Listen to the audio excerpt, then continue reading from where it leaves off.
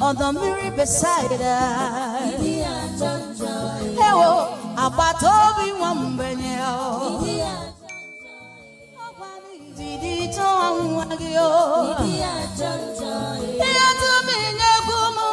Those who fail to plan are planning to fail absolutely, describes my once great country, Nigeria.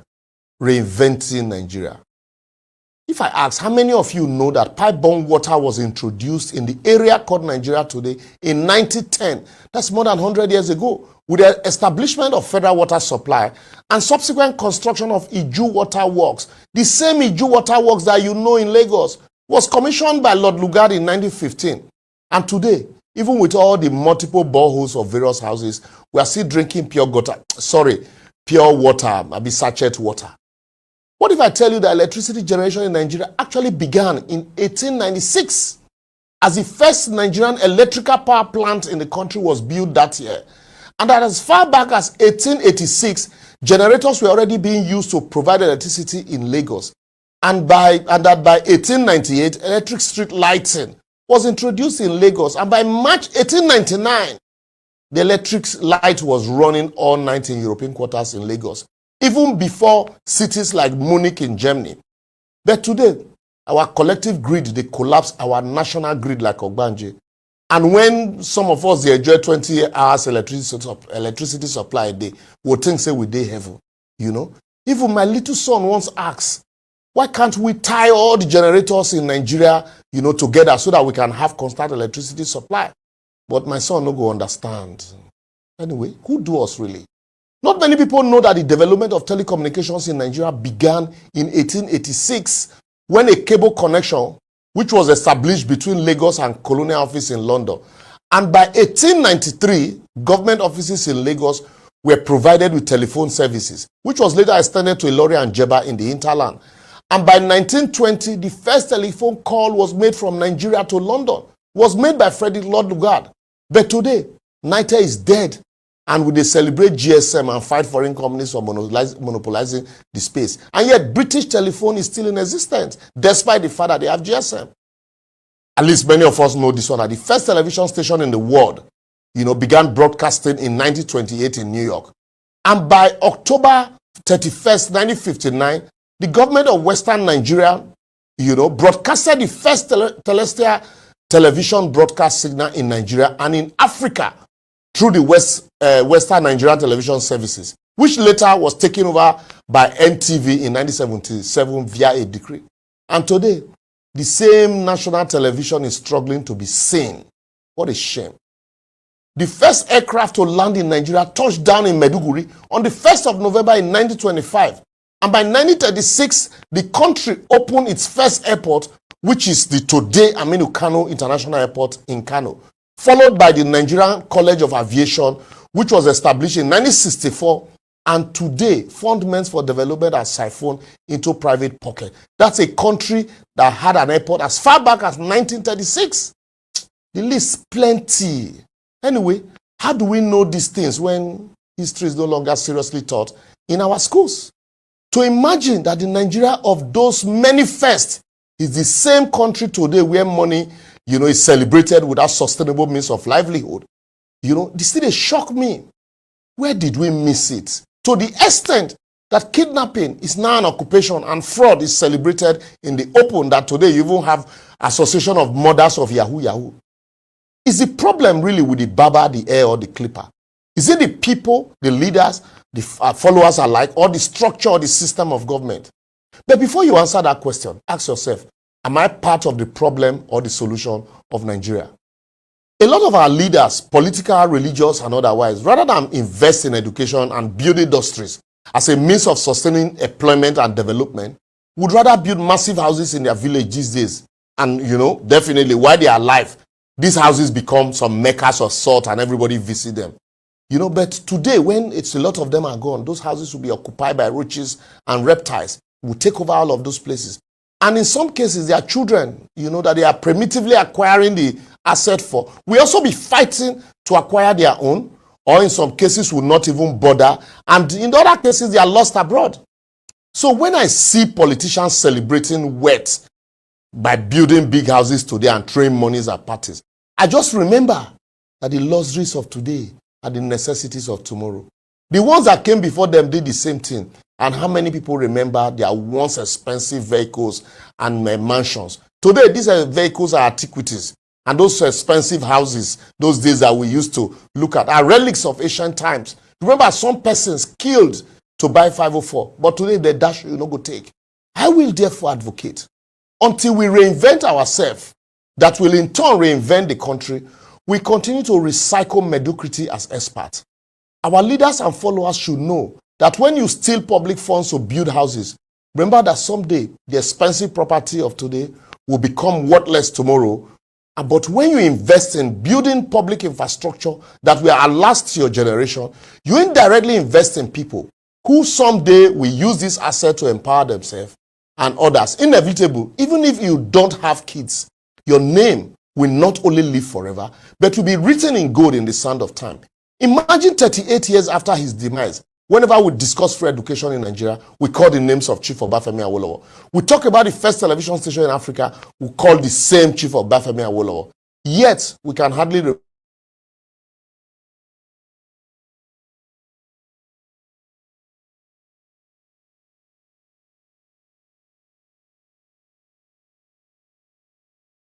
remember by will someday be worthless.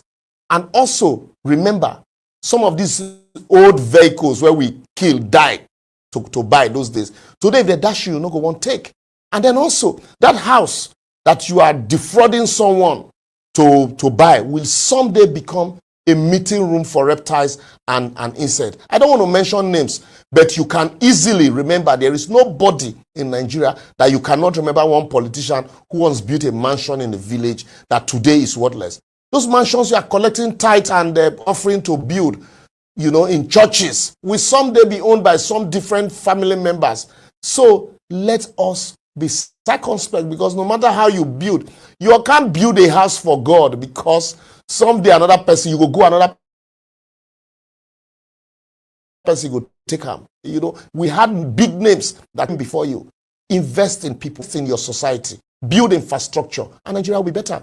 Anyway, make our hanger here before the story becomes too long. Please, let's have your thought on our comment sections, on all our various social media platforms shown on your screen. Let's know what you think, whether we are right or not. But always remember whether you are part of the problem or the solution. And qualified for the position. His statement followed a comment made by an All Progressives Congress chieftain in Lagos, Joe Igbokwe, who criticized the endorsement of Seyi Tinubu by some groups as a potential successor to Governor Babajide Sanwo-Olu. Ayo, I mean, this story has a lot of dynamics. We are seeing APC condemning those supporting an APC guy, Seyi Tinubu. And we are now seeing Labour Party people supporting Seyi Tinubu. I mean, but this is not the first time that we are seeing this sort of endorsement from Seyi Tinubu. I believe last week, this social media influencer or activist, they call him, a very dark man, also endorsed Seyi Tinubu. What are your thoughts? All right, so anyone has the right to endorse anybody they want to endorse, although it is quite suspicious and interesting when an opposition party member comes out like this to endorse someone from the other party, when they also have their own candidate or someone who is already saying that he's interested to run on the platform of the party. In terms of eligibility, fundamental right of Seyi Tinubu to run for governor of Lagos State, according to the Constitution, if he's at least 35 years old, he's Nigerian by birth, and he has a political party that is sponsoring him, then he has the right to, and he qualifies in those areas. When it now comes to the choice, it's the people that will make that choice. I see that he has come out a bit more with his philanthropy, speaking to people. But we know that this issue of Lagos governorship or who will take on the seat has become quite the topic of debate or conversation. A few names have been thrown into the, their hat into the ring, or have been put up as, potential candidates in Lagos State. I think the APC will have a fight on their hands in terms of who. There's, they haven't declared yet, so let me not mention names, but a few people have, been mentioned in different quarters that they might just be interested. But in terms of eligibility, he's eligible. In terms of morality or what you feel, it's up to the Lagosians to determine whether or not, or have to decide at the end of the day through their ballot that they want this person. But the most important thing is that INEC should also help us as well during the day of election to ensure that the election is free and fair, that the will of the people actually is supreme. Dr. Abate, a quick comment. What is the big issue here? In November, the People's Democratic Party, when this whole thing started, said that the PDP in Lagos State will make sure that nobody imposes an inheritance culture at the level of governorship on Lagos State.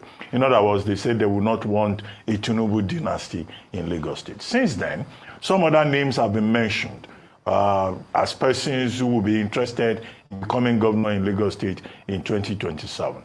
It was in that context that Joe Igbokwe, an APC chieftain, then said, no, people should stop talking about Seyi Tinubu becoming governor. And now you have this Isaac Balami responding to Joe Igbokwe and saying that, look, Seyi Tinubu has every right.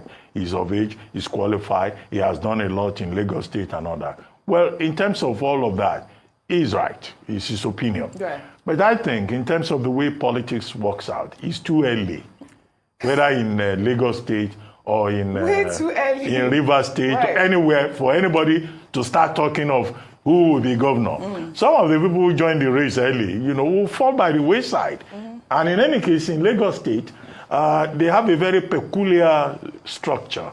They have this thing called GAC, an elders committee who decide who will be the next governor. So at the end of the day, until the Babasope crowd of Lagos State takes a decision, you really cannot expend so much energy saying this person wants to be governor, that person wants to be governor. But on the general point about Seyi Tinubu being qualified, well, if he shows interest, why?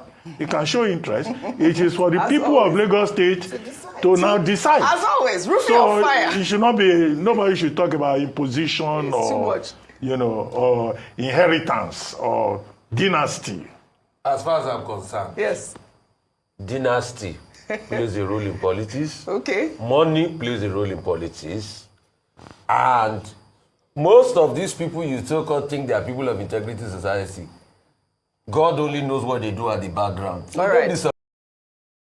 So filed by the PDP governorship candidates and the PDP, with INEC Senator Monday Okpebholo and APC as first, second, and third respondents, counsel to the petitioner Dr. Aiswe Godalo Adetuji Oyeyekbo said the petitioner was ready to proceed with the calling of witnesses to testify based on statements submitted to the tribunal concerning the conduct of the September 21, 2024 governorship election. Counsel to the petitioner A.J. Owonikoko called the first witness of the petitioner, Kennedy Osifo, who said his statement before the tribunal contained certified true copies of result sheets from INEC's IREV portal, copies of polling units results as documentary evidence. Testifying before the tribunal, the witness, Mr. Osifo, who served as collation agent for PDP in Ikpoboka local government area during the election, revealed that results from 76 polling units in Ward 2 were unlawfully excluded during collation and omitted votes of election result sheets. The second witness, Adebayo Ogedegbe from Ososo, Akoko Edo local government area, told the tribunal that on 11th of October 2024, he signed a statement on oath that paragraph 4 and 6 of the statement he submitted at the tribunal indicated that there were overvoting in 4 polling units and collation of incorrect scores as election results in 41 polling units, and the INEC officials failed to record the serial numbers of result sheets in 17 polling units in Akoko Edo local government area. The third witness, Lucky Isikwa from Uhumura, Owan West local government area, asked the tribunal to adopt a statement where he alleged manipulation of of election results and irregularities as his evidence. Counsel to the first respondent, INEC, Kano Agabi,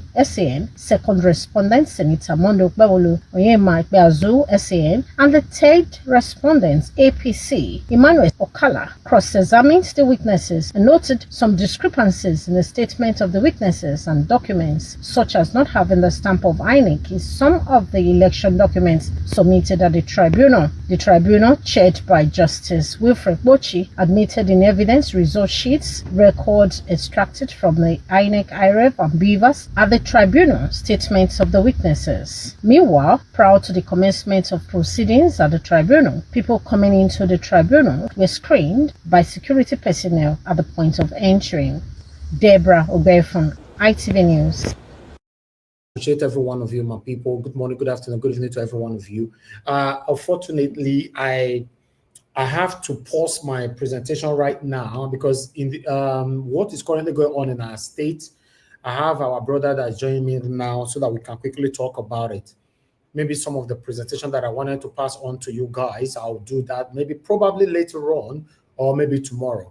You know, I have Mr. Common Sense, our brother. You all know Mr. Common Sense.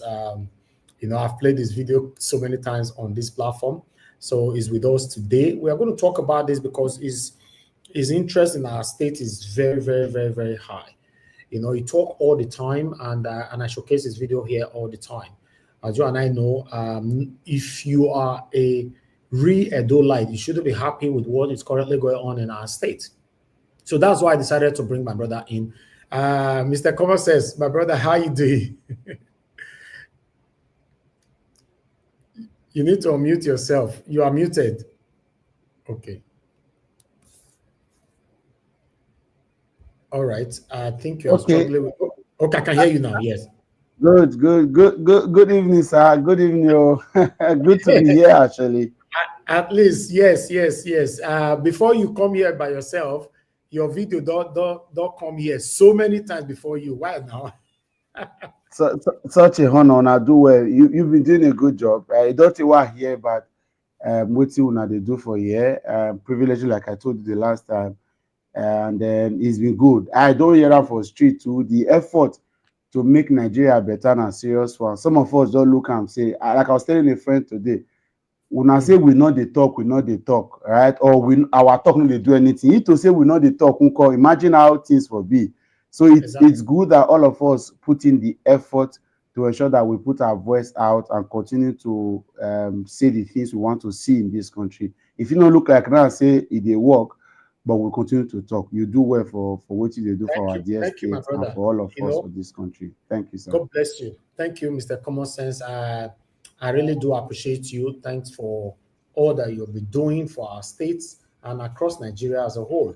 You know, before I will move on, I would like to quickly showcase your YouTube channel on the screen so that my followers, although many of them already used to you, but I want them to go subscribe to your channel because you stand for what is right. So let me quickly, good morning, good afternoon, good evening to every one of you. I never greet anybody. I bet me no verse. I will acknowledge you all later on. I appreciate you all, my mother of all Mommy Diaspora. Thank you very much, Mommy, for all that you do for us here, Mr. Johnson Emmanuel, and many of you right there. But for now, as you all can see right there on the screen, that is Mr. Common Sense YouTube channel, you know. So I beg, make una try, make una go subscribe to this channel, you know, sharply. But while we're doing this now, NEPA does this light for my head for here. So I'd like to go, you see, this is part of the things we're talking about here. So let my security man make we quick on the solar so that we take it from here. You know, guys, just, okay, let me go on a quick break. As I come back, then we'll take it from there. God bless every one of you. Guys, help us to press on the like button.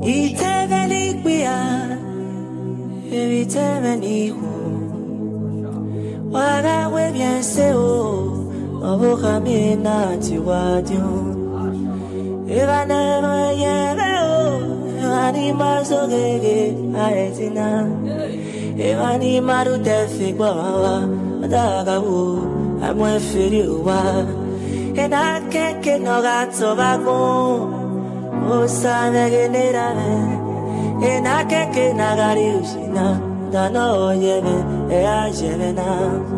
Osagu metagbo, irefu wibietete. Iakwero ya uke, yekenami ukata my money day. Imieva kome, osenina kupebe shevako. Amyebi na mahemye neregi kupebe krisati no ben. O piano neyo, negiri go no va. Ono negive igu sebu emujuwa. Akonana do vefe. All right, guys. Yes, sorry about that. It's a normal thing that's happening with us here in Nigeria. Also light that they take, and the solution for your head. All my life in the UK, I have to say like light blink for 1 minute, 1 day, 1 second. Safe, I never seen them before. But meanwhile, you know, please, guys, everybody go and subscribe to this channel, Mr. Common Sense. Let's take him to between now to the next couple of days. Let's take him to 10,000. You know, subscribers. Subscribe to the channel because it's standing for what is right, and that is what we should be encouraging ourselves to do. What is right. We're not plenty like that. I've heard they tell you now, we're not plenty like that when they speak out on what is affecting you and I in our country. I appreciate you all, my people. Thank you very much for your time. Now let's go straight to the point, my brother, Mr. Common Sense. You see what they happen for Edo State now. We are not here. I'm not partisan. I did not support anybody in the just concluded governorship election in Edo State. Although I opened my platform for everybody to campaign for their preferred candidates. But I deliberately did not support anyone this time. You know, but I remember Obaseki's second term in office, this platform supported Obaseki 100%. You know, but on this particular one, I did not support anyone. But despite that I did not support anyone, I was never praying for Ekweremadu to become my governor. I said this so many times on this platform. I told my audience, my spectators that please, you guys, make una open an eye. At least one of these two now are supposed to follow. Either Olumide Akpata or Aso Ighodaro. Aso Ighodaro came here, you know, he came to talk with us. He spent about 2 hours with us on this platform. Olumide Akpata came twice in a different days, and he spent 2 hours as well. And all the governorship candidates in Edo State, except Ekweremadu that refused to come here, every one of them, the remaining ones, all of them came to this platform. You know, they come talk to us. Then, after all the review, and I noticed that Ekweremadu was not visiting anybody, he was not going to any platform. The same thing Tinubu did, but today Tinubu is the president of the Federal Republic of Nigeria. And I told my audience that even though you guys are not focusing on Ekweremadu is a big threat. He might emerge as the next governor of Edo State. Some of them say, no, you know, they talk to person, you know, they do this one, you know, they speak English, you don't know it be zoo and museum, you don't know that. I said, it doesn't work with that with satanic APC. They know how they do their things. But today, wait till they see. Ekweremadu is the governor of Edo State, although Aso Ighodaro is currently challenging him in court. But see what you can see what have been happening in court for the past couple of days, my brother, Mr. Common Sense. What is your take on this? Once again, thank you for this opportunity. I know we'll take them for granted. And good morning, good afternoon, good evening to everybody where they follow that are watching us. This point, a lot of distractions, they public place. A lot of people get other things to do. So if you are so interested in the betterment of our country and the good of our state, so I will appreciate that one. I don't use and play. Anybody will get interest. That being said, it is very funny. Now waiting the cause for pity and concern. For me, from Edo State, all the years where I don't live, apart from maybe 1 or 2 years service here and a few other times, so I don't travel come off for Edo State. I've lived up my life in Edo State. I'm not be say we don't get any government, we reach 100, but it has never been this bad, and I must say it clearly. If we never get any governor, we deliver 100%, but to say this one what we do, so because like I said before elections, and me too, I also chose not to have supported the candidate before the election, but I couldn't hold it back when I see say the machine where Tinubu use, now you hand over give to Ekweremadu. The template where Tinubu use, now give Okpebholo. The tactics where Tinubu use, then hand over give Okpebholo. And unfortunately, and like I said, there were 3 things that I insisted on. Number 1, the kind state where this country dey at the moment, the kind economic dilapidation, the kind challenge we will get as a country, the kind challenges where they befall us, it was wrong to have handed over government to Tinubu as a solutionist to this problem. The same way to say we can't get that same Tinubu for presidency. We believe say development na in stipends to poor people. We believe say the way out of poverty for the country, coastal roads and spend billions of naira. We never see the need so much in power generation. We never remove the politics away from our security. If we allow someone like Okpebholo, we don't get educational background, go check it out. We don't get any form of you don't get where he don't work before. He's a philanthropist and he can't go Senate. There is no history of where he has worked, what he has done, the impact he has made in society. And they will consider that person become governor. Because why would they have this challenge for national? Now, because we allow someone like Buhari, we don't get any form of experience. I'm not saying he never been military head of state. To turn something from 0 to 1. Because if you remember, Tinubu declaration upon becoming president, now cows now he declare say he dey manage. So I complain say if now Tinubu be president, Okpebholo should not be governor at any case. And that's one part. 2, the stock in trade of the party where he come from APC now toutism and agberism. And I was very bold to say it. A few of my friends say the APC called me severally. No, Okpebholo will be different. I say na lie. There are known elements where we say the only way they take the chop now toutism and agberism. The party is known for that. If we allow these guys to come up, not be say I agree 100% with Obaseki's policies and program. I was one of the biggest critics of Obaseki, and the videos are still there. In fact, when Obaseki did a few things that he did, including the most recent before he left power, I'm away apple for airport gate. The criticism where I render Obaseki, I was called from more quarter, say the words where I used for a city governor was too harsh. That's how much I was harsh on him. But when I considered it there as a country, I say no. It should be asking or nobody yet. You see, the last couple of weeks went to that election, I campaigned vigorously for Aswin. Unfortunately, we are in a system where not be election. It's painful. Say we don't reach the situation now where we say as we deal like that now, no matter what you cry, say you want to go do for election, who they want give different.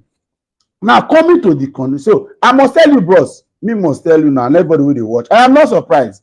Like I said in the beginning, this APC no go fit function away from their situation. Now make them go close in system of governance, close up the digital aspect of this government. Now where they go fit function with this. And it's unfortunate say with all of us don't fall down, we don't dey. I've been in this city for a while and I dey waka and I dey see say the act people are now coming to terms with the fact that they have re-engaged these same people where we're not supposed to allow. And it's shocking. And I asked one of my friends with the APC, it's electoral speaking on behalf of the APC at the moment, Jared Tenebe. Now Tenebe, now be the person where APC they send go national TV to go speak on behalf of the party. The level of agberism where this government they involved in. Who are the people? Hype men and people. You don't see how they don't turn court to. It's a 2008, a lot of these guys you never get any level of relevance. 2008, when Oshomole want return in mandate, now Edo people, now they follow one, they sit down for road every day. They say allow and get in mandate. These days, 2 men they cut, they tribunal every day, pack their boys go, they disrupt the peace of the. If you say you won election, is that how to force the tribunal against the will? So me, I'm not that surprised. It's unfortunate we are in this situation right now. And making me go talk, we say it's good for us. Make we for those of us where he pay. I tell somebody say for me now, for example, where go school, where they develop myself, where they look for how one of these days I will reach this kind of office and better my people. With the kind APC template they put for ground, just understand, say, in no distant time, those of us will be intellectual, will get sense, we want leave politics, we not go fit survive for this kind of state because now different template that they operate. And another joke, they are using it. A lot of news are not being suppressed because people, if you reach markets, if you reach where bosses they gather, anywhere now you be now, these guys have entered. Forget the one where some of these people they go they do for court now. Now we come court now, they cry where they fight on behalf of the party. In the last few weeks, now MSGs they send go give governor. Say they never answer am, waiting request he never get. But now opportunity to ensure say he show himself because that is all what they can do. And the one is unfortunate, without they. Though people may not have voted them, but a few persons support. That is what some persons want. And it's unfortunate. That's the best I can say. It's very, very unfortunate. See, our dear state, with all the high institution for this state, with all the level of intelligence, with the exposure where those people get, they can't drag us back. It is not embarrassing to yes, anytime you hear news where do not fight for tribunal. In the most now fight for tribunal, now quarrel, now drama. That is all we are now known for. Every day. This same state where they in the news for courtism related, same state where they in the news for all forms of untold stories. Now we go see day in this one. And nobody they do anything about them. As I talk to you today, I watched a video to like somebody asked, now two Oshomole did this country. Now two Oshomole. The Oshomole where the National Assembly, they speak English every day. They call government to order. They call they perform your own oversight functions in all of his prowess and ability. But when they come at those states, is okay. The same Oshomole that stood on the floor of the national say local government autonomy must happen. That it is high time governors start pocketing local government. He can't come at those a whole interview had a reason to support governor. And when you ask them, will they move forward or will they move backward? Every time you ask somebody, say, why this will happen, they will refer you to time of Obaseki. Why are you coming to power? If all of the things you want, so they do now, bros, now to undo what Obaseki do. So we may spend the next 4 years on doing what Obaseki has done, and we never have time to actually give benefit to the people. The people are going to suffer for another 4 years. Because as I talk to you, there's a standstill. See, even if you say you want do development with what this government has started now, this government that they are focused now to fight even those who don't be fighting. And in another 4 years, all of us will be here to see that we have brought upon ourselves a course, and if care is not taken, if government will be very embarrassed. And here we did.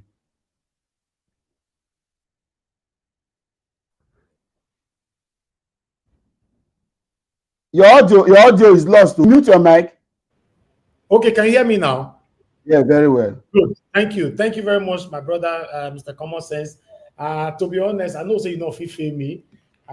Before I call somebody my brother, I know the campus where you don't showcase your videos so many times. You finish, if you know everything with the happen for our states. You know, unfortunately, some of us are scared to speak or say it how it is. Right from time, I told my people, I don't have anything against Okpebolo. I don't need to have anything against Okpebolo, but I know Okpebolo cannot give me that what I'm looking for in my state. And I tell my people for here. You know, some people will say, no, what are you talking about and all that? But look where we did today. We are not even sure what's going to happen in the court. You know, although we are hearing rumors left to right that the judges are set to do the right thing. But what happened in the 2023 general election? You know, they were set as well. But at the end of the day, what do we get? They slap us overnight. They slap where they give you common sense, give all Nigerians. You see, they prepare our ear tomorrow. You know, we could not do anything. So we don't know what's going to happen in this particular one. But still, people are joining us right now, and I believe they will have one or two questions because I don't want to keep you for so long. You know, good morning, good afternoon, good evening to every one of you right there. The link I've posted by my mom. So in case you guys want to call me, quickly come in so that we can pass the question. I'm only going to keep my brother for 30 minutes and then we are done. Black Panther, you're the first on the panel. Please, I would like you to ask your question. Good evening to you, my brother. Black Panther, you're good evening. I did. Don't be in a hurry, Ogami. Good evening. I see your comment for comment section. You say, before I tell you, say, you go subscribe to Common Sense YouTube channel. Say, don't subscribe. Tele. we don't look. The obedient movement is a movement that we have subscribed to the right channel where we hear the right words. So you coming us to come and tell the obedient, subscribe to Common Sense. You are just wasting our time. We are going to tell our family to subscribe now. So we are the link. So don't even message it here because we know what is going on. We have been with him for more than 2 years. So we have been running a race. Yes, sir. Yes, sir. And the race will make it. Despite our state is having problems. Amen. You see, the question I have for you now is that the question I ask for you, I want you to listen is that, do you know that we all have done mistakes? We have not been a very good follower of the system itself. And the question I want to put forward to you now is that among the 3 candidates in Edo State election that presented themselves, let's throw away biasness and let's throw away anything that will affect our emotion waving towards the person. Let's use what they said on ground, the 3 of them, to analyze and give them a way forward and mark them, the number 1, number 2, number 3, number 4. Now, from the 3 candidates that came here, from 3 candidates that were prominent in Edo State, which one do you think, in terms of elimination, which one do you think that will bring a new light and a new process, a new dimension into Edo State, whereby we will throw away all these Ekweremadus, because the 2 parties using Ekweremadus have been there. We know them. You yourself know them. Black Panther, with the question you are asking, there's no need of which one. Are you talking about Aswa Ighodaro and no? We have a lot of political parties. He knows now. We have more than 5 that no, but we're talking about now. The problem where we find ourselves right now in Edo State. Or are you talking about Nigeria as a whole? No, that's Edo State. I will just oppose it. I will land so that you understand. Now, the 2. There's no need of. Okay, you want me to focus on the case in the court? No, the 2. Yeah, any question you are asking should be between Ighodaro and Okpebholo. Any other places at the moment is it consequential? Okay, let me bring that one down. Let me go straight now. Now, Mr. Common Sense, from the extract that you've seen, what Mr. Naija Watch brought to us, the video concerning the court case and concerning the comment from the journalists, what they brought. What do you think might find, will the judgment be okay to the entire Edo State, or are we going to see the ripple effect what happened during the obese case in the court? Are you going to see a replica of it, or we are going to see a different from the statement what the journalist told us? Now there was one critical statement. I believe you picked that statement. Do you think the judgment will favor the right person?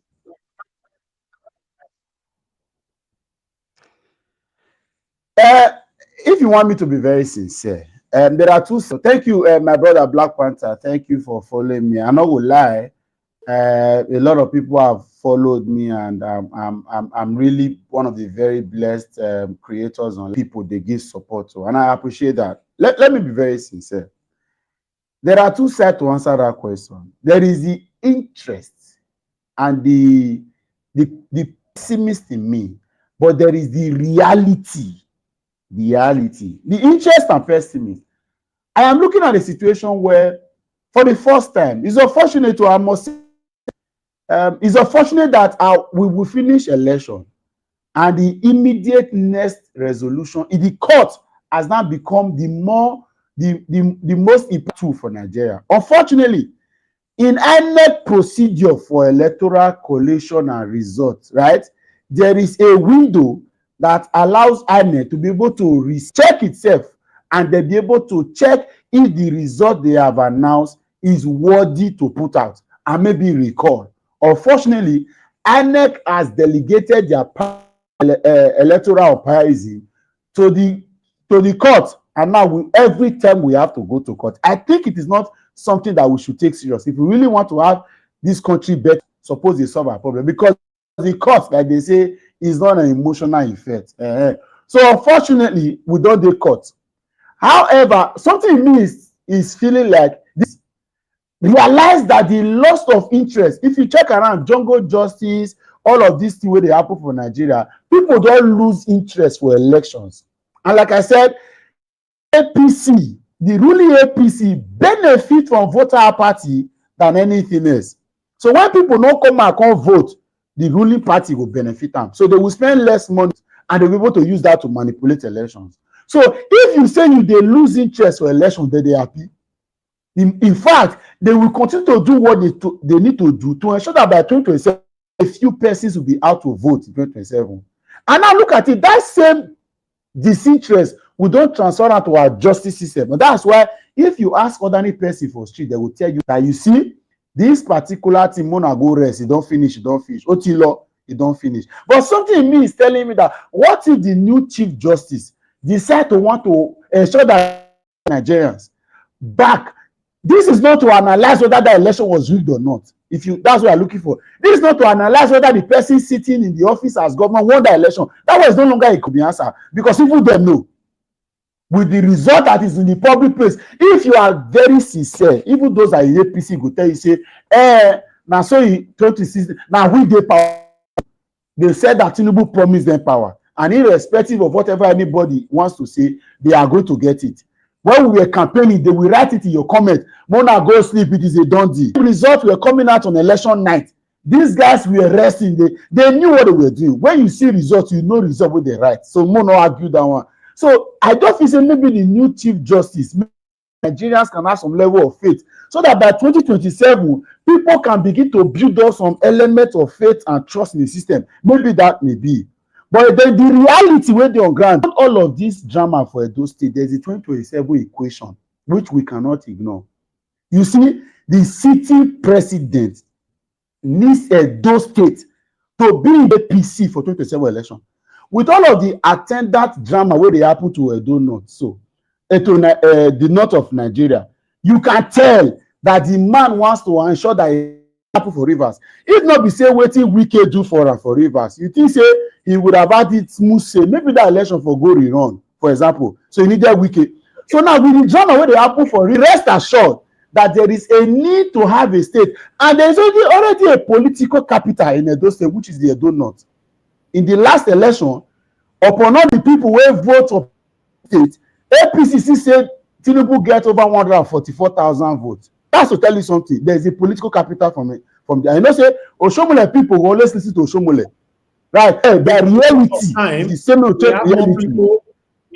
We have more people that's going to ask. Okay, now rather. So the reality just know say we are in a time. However, I'm a pessimist. I believe say something may happen. But by reality, if you say make you follow with what these guys they do, with the body language, with all of this drama, it is almost finished. But God, and if the Chief Justice decide to say he want to do something, we may find solace in the fact that they will give the man. That is my answer. Okay. All right. Thank you very much. I appreciate you, Mr. Common Sense. Okay, everyone, please just pass your question within 1 minute. Mr. Common Sense, please respond to questions within 2 minutes so that you can get to everyone, okay, and we can let you go and move on with our broadcast. Thank you very much. Mr. Destiny, okay. I'm not sure if you have a question. If you do, please unmute yourself. Good evening to you, sir. What's your question? Good evening, Mr. Najawa, and good evening, Common Sense. Good evening, everyone. The name make one parable.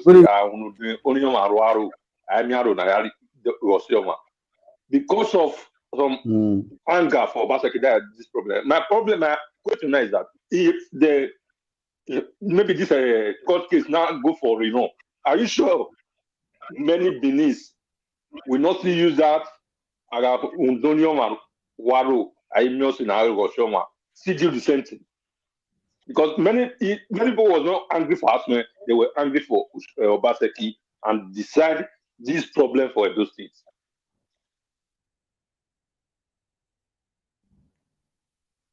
That is my question, Mr. Common. If they make it rerun, are you sure this kind of thing will not happen again?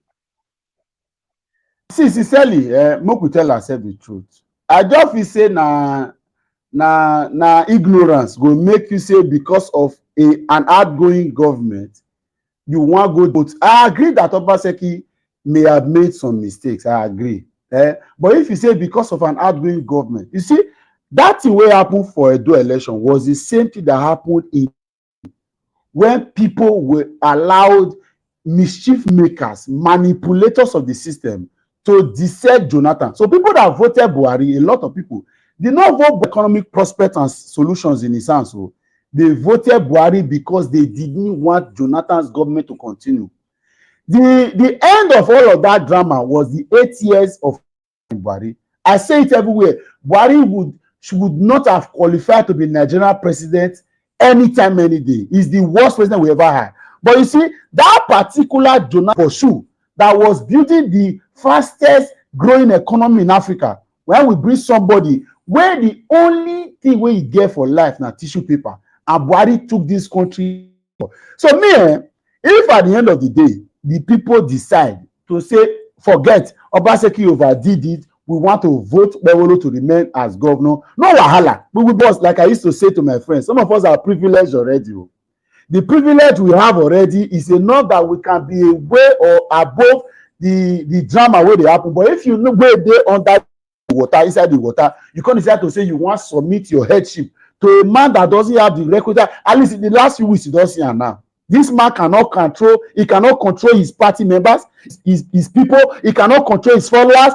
Only one of Obaseki constituted nuisance where all of us dey worry for today. Imagine allowing over 100,000 Agbero system of Edo State misbehaving everywhere. They never even reach Tipa garage. They never reach market. They see they do am small because matter dey court. When these guys get the full mandate and they enter, that's why I will talk fish. So anybody wey say wan go vote them because say e no like Obaseki, no wahala, na few time remain. We will be here. All right.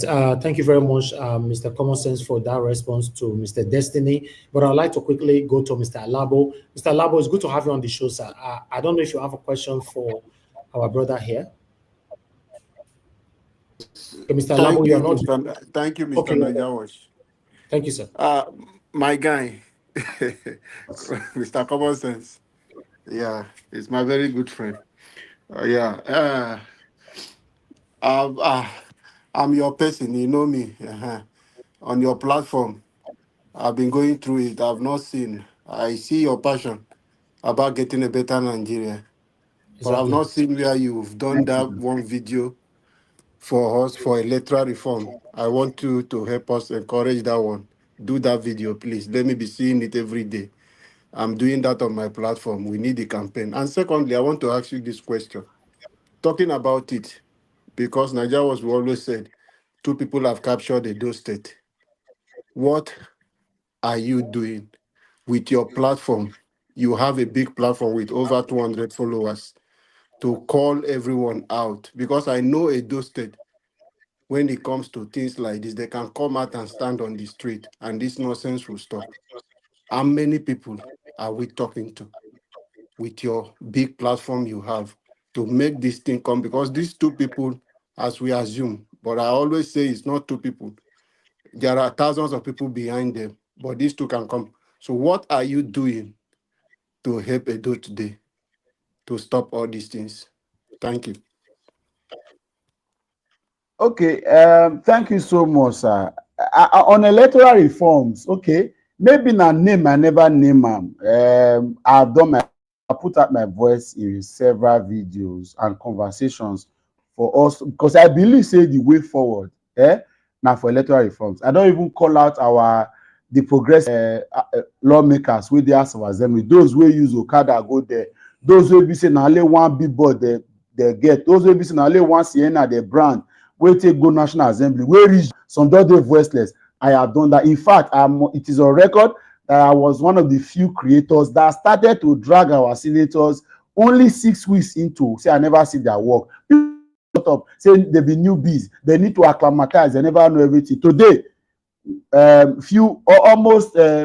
than 1 year later now, all of us don't see and say these guys that we any form of brand or mantra, they went there on their own volition. Just if not for one or two people, this guy where they is will be PDP and a few of these guys, we for don't know say no form of opposition represent for them. Thank God for a rethinking Gibe too, where they help us the tackle wicked. That means then on the issue of Edo State, me I was very vocal in the last election. I know they had and say I come from, and by the grace of God, I have been threatened, I have been induced, I have been influenced, but I've stood my ground. And there is only 2 days by way of timing where I not go get content on Edo State. There is only 2 days. We say 2 days pass, I not get content. We relate to my state where I for come. Me, I get huge states. Even though say I not even did the state as it were, as primary base, my mama and my siblings, all of them did this state. And so it's something that bothers me. I get friends where they speak to. So on my own, I am doing my best. And you know, say, unfortunately, we don't do one system in the state now we be like, say, just like you talk, capture. But be threat environment we can't do. Now people where they throw stone, where believe say now they own the states. If you too talk, people, somebody called somebody that was close to me and say, me they want me. Out in the state. Say me they want me, they know where my mouth they. That's how level. I say I want travel come Edo State sometime. Somebody say make you not go in here. Say they put my name for one. They bring the list come out. I go come. That's the level we are in. Unfortunately, we hope say these things we go grow past this level. So, but I will continue to do my best. Just like you have said it now. Even if I dey try, we must deliver this state and save this state from the hands of these people. One of these days. Thank you, my brother. You're already doing your part. You are doing your part. And like I normally say on this platform, we are not much. We just need more people to embrace this so that we all can put our voices out there. It's very, very important. It's very, very significant we do that. Yeah. But meanwhile, let me hear from Madam Patricia Tagbojomi. Thank you very much, ma, for joining us this evening. Good evening to you, ma. Please, your question. Good evening, Mr. Yes, good evening, Mr. Evis. Great to be here again. Good evening, Mommy Diaspora. Audience there. Can you hear me? It's like somebody's mic. Yes, ma'am. We can hear you. Go ahead. Go ahead, ma'am. Yeah, I can hear you. So, yes. Good evening, Nigerians, everywhere you are watching us from. Please, somebody's mic is on. Can you turn it? Can you mute it? Okay. Go ahead now. Thank you. Yes. Good evening, Nigerians. Like I said, thank you for being, on this broadcast today. Good morning, good afternoon, from wherever you're watching us from. Please click on the like and the share button. That one is very important. And of course, the $sign.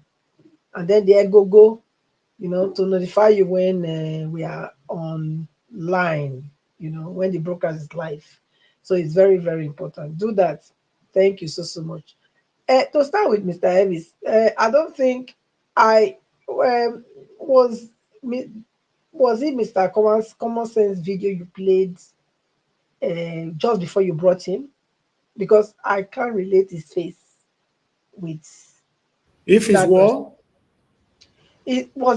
Was he the same person you played this video before you brought him? No. I've not played this video today. No, that's okay. Not Thank you. Then I want to speak about that person because I was going to attack him. No. We are for now. We are talking. We are asking questions, not submission. No submission. Okay, then if that's the case, I don't think I've watched his video, so I don't need to comment on. Okay. That. So I'll just stay. Thank you. Yes, I'll come back to you for submission. Thank you very much, man. The last person in terms of question, Mr. Henry Omorige. Thank you very much, my brother, for joining us. Good evening to you. Please go ahead, sir. Yeah, good evening, Mr. Elvis, and good evening, Mr. Common Sense. I don't really know your real name, but I used to follow you on your Facebook page. Thank you for what you're doing. Keep it up. Don't let any Thank you, sir. So-called refractor intimidate you. We are all proud of Edo son. So we want a better Edo State. I don't have too much question. What I wanted to ask to say is it not you don't think Edo people make mistake for saying we're going to vote against Obafi candidate, that's Mr. Aswen? You don't think they make mistake for say, okay, because of Obaseki, we have to change. We don't want to vote for us. You don't think they make mistake there anyway? Because if it happened to be that this court case go other way, say they still keep Ukpeworo there, don't you think Edo State make a big mistake in their own life? You don't think so? Because we are looking for a better Edo State. Why some are saying because of Obaseki, we're not going to vote for us when you know it's a good candidate more than this other one they have now. You don't think they make a big mistake? I'm just saying. Thank you. Okay, sincerely speaking, I agree that a few persons did voice out to say that the reason Mondo Bevolo, sorry, is because of Govoernor Obaseki's involvement here and there, some of his fights, some of his policies and programs. But of course, any government that wants to succeed must offend people, right? And there is actually no government on earth, I can say that and beat my chest, that totally would have been benefit a few persons. As bad as we say Buhari was, there were people that still benefited from that government. Godwin Emefiele, for example, is having his time, unfortunately, in jail, but he benefited. So everybody would have been, Andy Sirika, a lot of these guys made so much profit from Godwin. So the truth is, it will only be a matter of time for those who thought Bevolo would be the messiah, the solution, or that did not think that they should have looked beyond the sentiment they had against Obaseki. Because Obaseki was a past very profoundly. Obaseki was a past. And so if Obaseki was leaving office and then you were going to vote a man, I think that Aswe Godao was an upgrade of an Obaseki. Obaseki, I say that everywhere. Obaseki may not have been a very bad governor. I think as a governor, he had a pass mark average. But I think with people's relationship, with administration, with network, and with a few things, he made several mistakes. Those are the things I think he should have won basically. However, with the action that I have seen, and I have I've observed, I think that Aswen had a better opportunity with managing resources and relationship. So for me, it was a confidence building mechanism to have looked at Aswen to say this man will have better answers to the problem. You see, but Okpebholo wasn't supposed to even be a choice. See, in a sense of a growing economy, in 2024, for any state in Nigeria, to think that a man in the capacity and quality of contesting for governor was a disappointment in the first place. So for me, the party was insulting us. And I say that the sitting governor, so respectfully, the party insulted us that his candidacy and everywhere that it wasn't even a choice, it wasn't a first class or second class choice. It was the political drama and the position that Oshomole wanted to have that gave rise to Okpebholo to have become a mistake that now happened, right? Unfortunately, let them go ahead with whatever they are doing. God forbid this man remains in office as governor. It's only going to be a matter of time. Those that thought that we are going to hate on Obaseki to vote Okpebholo, there will be a time for them to sit back and relax. Nigeria has suffered it. For 8 years, all of us are still singing the praise of Jonathan. And guess what? Jonathan was president. If you go back to read through Jonathan's government, it wasn't the best of president. We still had corruption in Jonathan's government. We still had abuse of power. We still had a few things that were not right. But then again, look at it. Government anywhere close to what Jonathan represented, the answer was no. So if you think Obaseki was bad, Obaseki did not please you, Obaseki wasn't right, and at the end of the day, you now went on to Okpebholo, not worry, we'll be here. We will be here to see the results. Right. No worry, now small time. Thank you very much, my brother. I appreciate you. Give us a mandate. You're on the backstage, but I couldn't see your face. But unmute yourself quickly. I don't know if you have anything you want to say, because I need to let our brother go in the next 5 minutes. Unmute yourself, give us a mandate if you are there, or I should just move on. Okay, if you're not unmuting yourself and I cannot see your camera yet, I'll leave you on the backstage for now. Okay, I appreciate every one of you, my people. Thank you so much for your time. I promise next time our brother come here, he will spend more time with us. But they have appointment in the next 10 minutes, he told me. So we have to keep to that. Mr. Common Sense, thank you very much for coming in today. I would like you to address everybody in 2 minutes. So that thank you. I will say this, and this has been my very impressive focus. You see, the penalty of refusing to participate in the processes is to continue to allow our inferiors. See, I have never been perturbed and disturbed with the number of Agberus and touts that are now in this state. Look at from the state chairman of the APC to the sitting cabinet to all of these guys masquerading as boys and youth. It is disappointing because the Edo that I relate with, that I have fly the flag everywhere, is an intellectual, smart, brilliant, exposed Edo. Unfortunately, we have operations in Edo State now that we are not proud of. All of us intellectuals in this state should take this as a challenge. It is time we begin to network within ourselves, build synergy, that this nonsense will not happen again in the next 20 years. Because this is clearly embarrassing. Because if there were two intellectuals in this government, people would have been calling these guys to order. People would have been ashamed to say, even if you're in court, no, anybody can go to court for any reason. But you see, the amount of disappointment, this drama already happen everywhere, is a fallout of the fact that in the last 10 years, I said in one of my videos, the Agberos that were Agberos in 2020 in Lagos, some of them are in House of Rep, some of them in Senate. But the same Agberos that were Agbero in 2012, in 2010 in Edo, they are not growing. And those of us that are supposed to have taken over the space, we don't allow these guys full everywhere. It is time that the intellectuals, the smart people, begin to ask serious questions and get to this state. We can no longer sit at the backdrop. It don't do, because we are allowing these guys give us a bad record and a bad impression. Yahoo boys will give us bad name. Curtis will give us bad name. Now we are like bad name. If you talk now, say you come from Edo, they will say, hey, the time has stopped. Make all of us wake up and rise up. Thank you so much, sir, for this opportunity. God bless you. And I pray that we'll continue to get it better. Thank you, sir. Yes, thank you so much, Mr. Common Sense. Now God bless you too. I really do appreciate your time with us today. Guys, we are letting him to go right now. As you can see right there on the screen, Mr. Common Sense, subscribe to his channel, and he will often join us here whenever we need his voice on what is affecting us across the country. Thank you very much, my brother. Have a good evening. Thanks for joining us today. Thank you. All right. Thank you very much, everyone right there. Yes, it's a short one. It's a short one. I appreciate you all. Thank you very much for your time. Good morning, good afternoon, good evening to every one of you, my people. But I would just like us to talk now. Let's give our own submission, 8 minutes, so that we can round up the show. So I'm going to go back again to the first person on the panel, which is Black Panther. Black Panther, thank you very much, my brother, for your questions earlier on. But in case you have a submission, please pass it on. 8 minutes. Okay, Black Panther, you're not there. I'll just move on. Destiny also, if you are there, please unmute yourself. Your 8 minutes starts now. Thank you, sir. Okay, Destiny, you are not there. Mr. Alabo, please unmute yourself, sir. Your 8 minutes starts now. All right. Thank you, Mr. Najawash.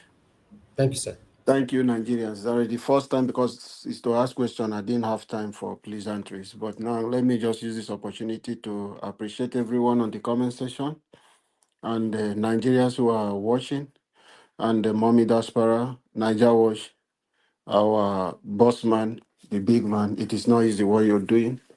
We appreciate you. We will continue for this your platform that you've put to make Nigeria a better one.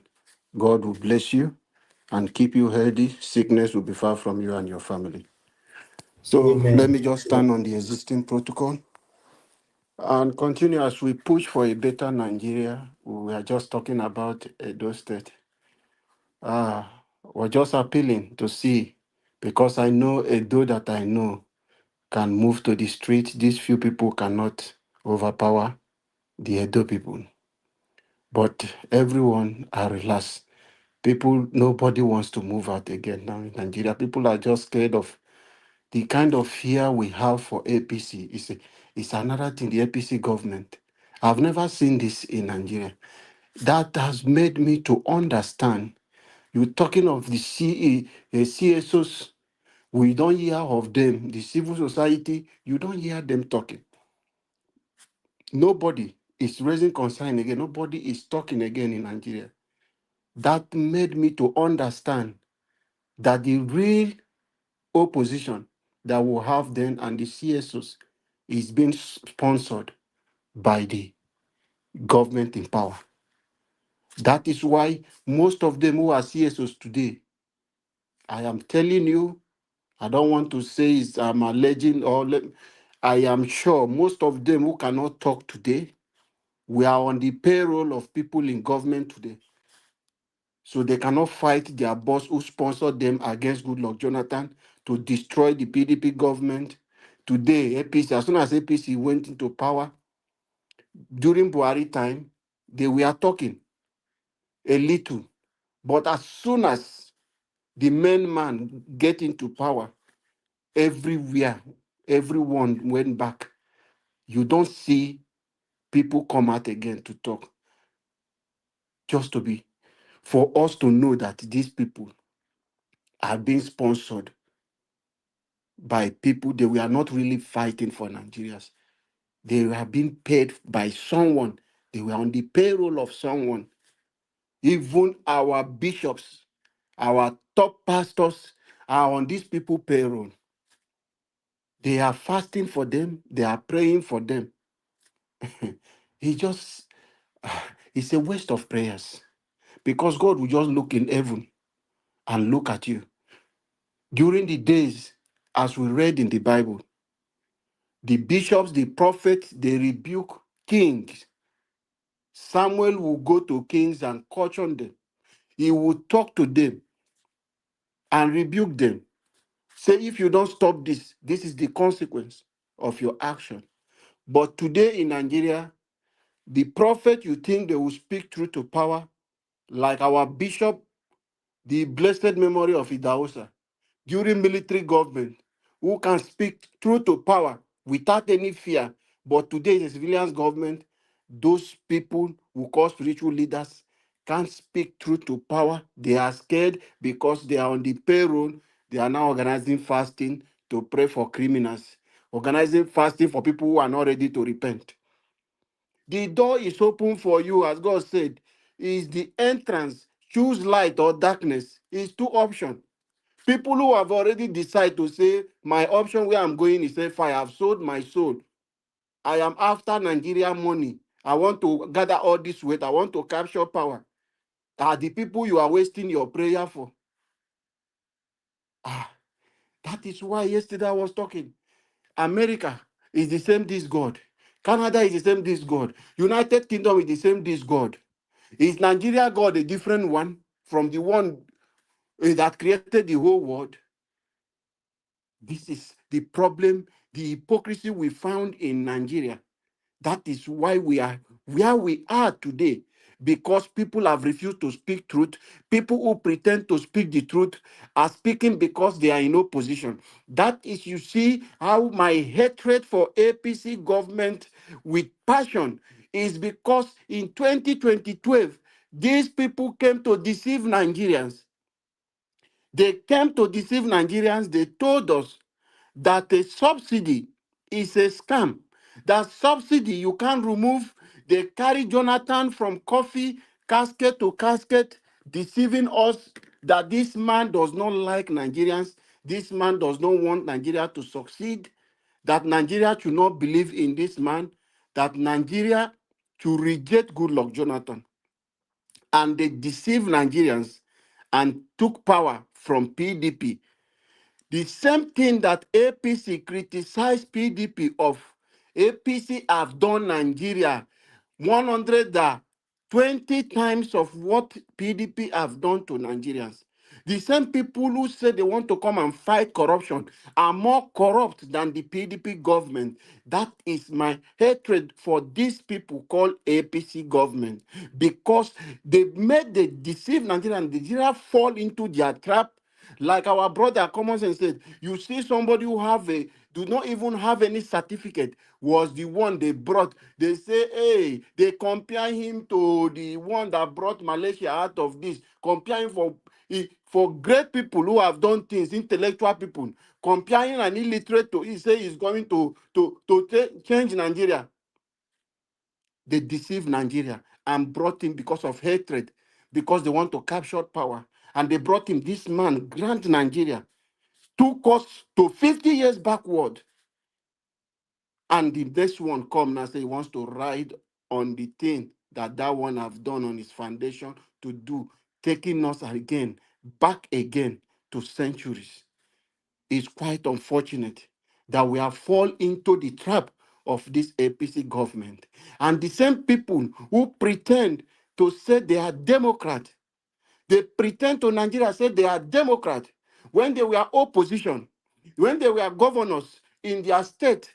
They challenge Obasanjo. Nigeria, they deceive Nigeria to say they are Democrat. Today, nobody can speak as an opposition. Today, they have destroyed opposition. The same people who pretend to be Democrat. Is quite unfortunate. And many people are still falling for them.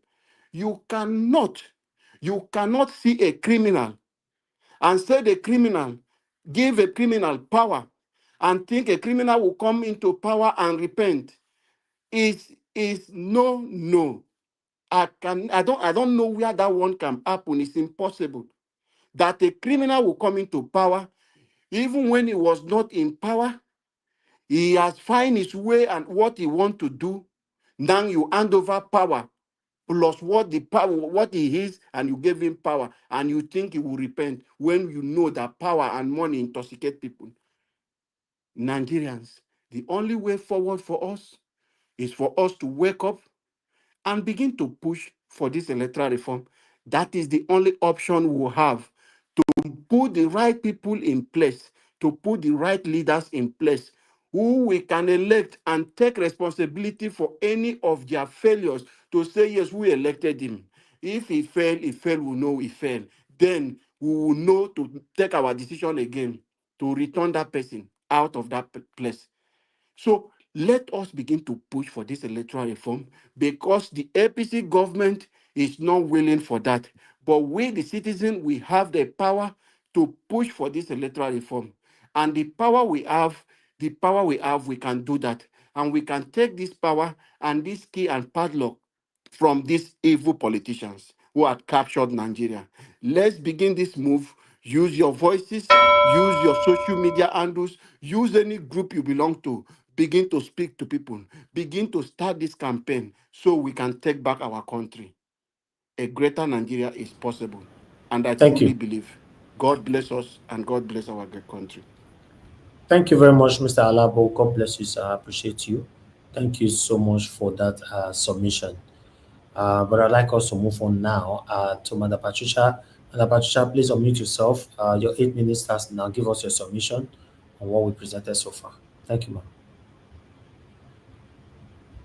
Okay, Madam Patricia, you're not there. I'll move on. Please, everybody be close to your mic. I don't have time to wait for anybody to unmute themselves.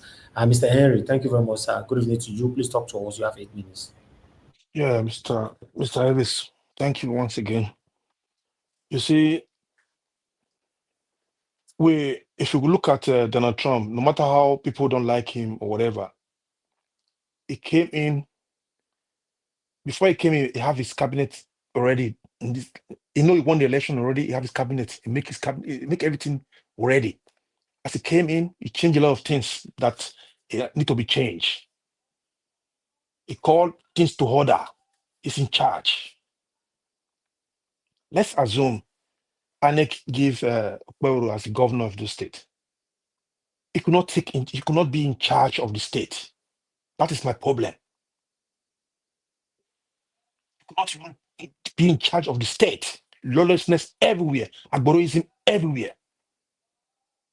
Because somebody who push him to the Edo people is the godfather of the Agberos, Oshomole. Oshomole is the same person. Like, as long as they are calling Obaseki every time, it's Oshomole you have to call. Oshomole brought Obaseki to the people of those states. As long as Obaseki face some part of his governors, he faced some part of his agenda, he faced some things he didn't do right. But this lawlessness was too obvious right now. You could be in charge. As long as the court is still there, still do something for the state to say peaceful to show there's no people that you are with them. I'm not saying it. It is time for all Edo State, home and abroad, to always put from your social media handle, talk about the situation in Edo State, because the governor and people in charge, who are in charge of Edo State, who are there, and under those who are in Nigeria, we should wake up and stand up firm against this lawlessness that is going on in the state right now.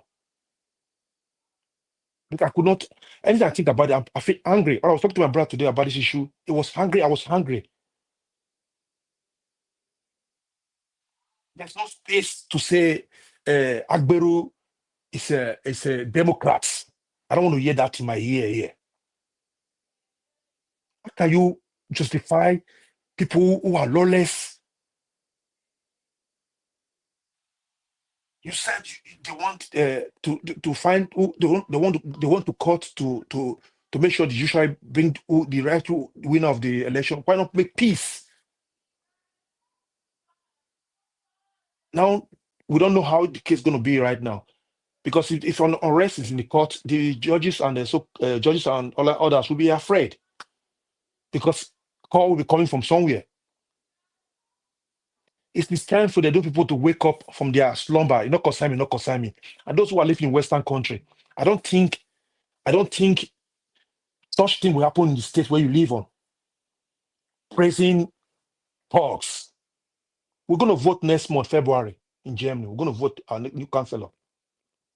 They will send post already. Those who want to vote, vote without no stress. I don't have a political party here. I vote. We say we want to vote for this person, we'll vote this person out. This is how we do it here. Do you see toggling in overseas in election? When you come to this one brought this person, we're not talking about brought, not brought now. We're talking about the moment right now. Is it proper? Let's condemn it. Then we go back to who brought this, who don't brought that. Let's condemn it every day, every time we speak. But it's so alarming, so shameful. Other states are developing. We are there destroying things. People are scared to invest in the state. People are afraid to come home. You are in the Western country. You are telling people these guys are they are smart. I don't call it smartness. They are dull. They don't go to that state to see how development at the state are. They should. These are people who say they don't go to school. You should have said your governors or whatever you have there. Hey, please, we want this road to be tied. We want this thing to be. Now the federal government said everybody should have a 24-hour electricity. Let's try to make Edo State have 24-hour electricity. Not like that. All they know is their own pocket self-interest. And somebody, we have this God in mind who lives in Western country telling these people are Democrat and they are good. They are good people. Good for what? You don't want. I don't think you love Edo State. I don't think you want the development for that country. Forget about who bring this, don't bring that. Let's call this spade a spade. These guys are bringing shame to Edo State. It's not the same Edo State I was living before I left this country. I left Nigeria. I left Nigeria in 1997. During June 12th. I live in Ugbo there. June 12th. We started from that way there. During the military time. I don't think all these people, these ones who come to Ugbo and make noise like this, somebody will kill them, farm them somewhere, put them somewhere, disturbing the whole piece of Edo State. These two short rats, short people like this. And people will be here trying to romance them because they are scared to speak. I put my picture there extra for them to short screen me there. I put it extra for you people to short screen me there. With pure blood of that state. I control that state. I control some part of that state before I leave that state. You don't come and bring lawless in that state. Be shame to the state. And some people will be here justifying this their madness. I call it madness. It is time for us to tell the people the truth. We want the state to look better. These are not working there. Infrastructure is zero. Most of Nigerians now, most of those today, they build us in other states, Lagos. Nobody want to come to build house Benin. Nobody want to invest in Benin because of this bunch of riffrats. And these are somebody's fathers. Look at grown-up men call themselves youth. Like my age, I cannot call myself youth. Am I crazy?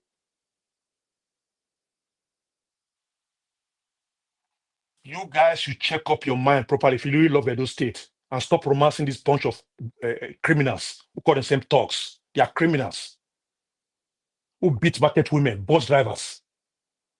Oh, I hope people saw the way they beat bus drivers in Edo State right now.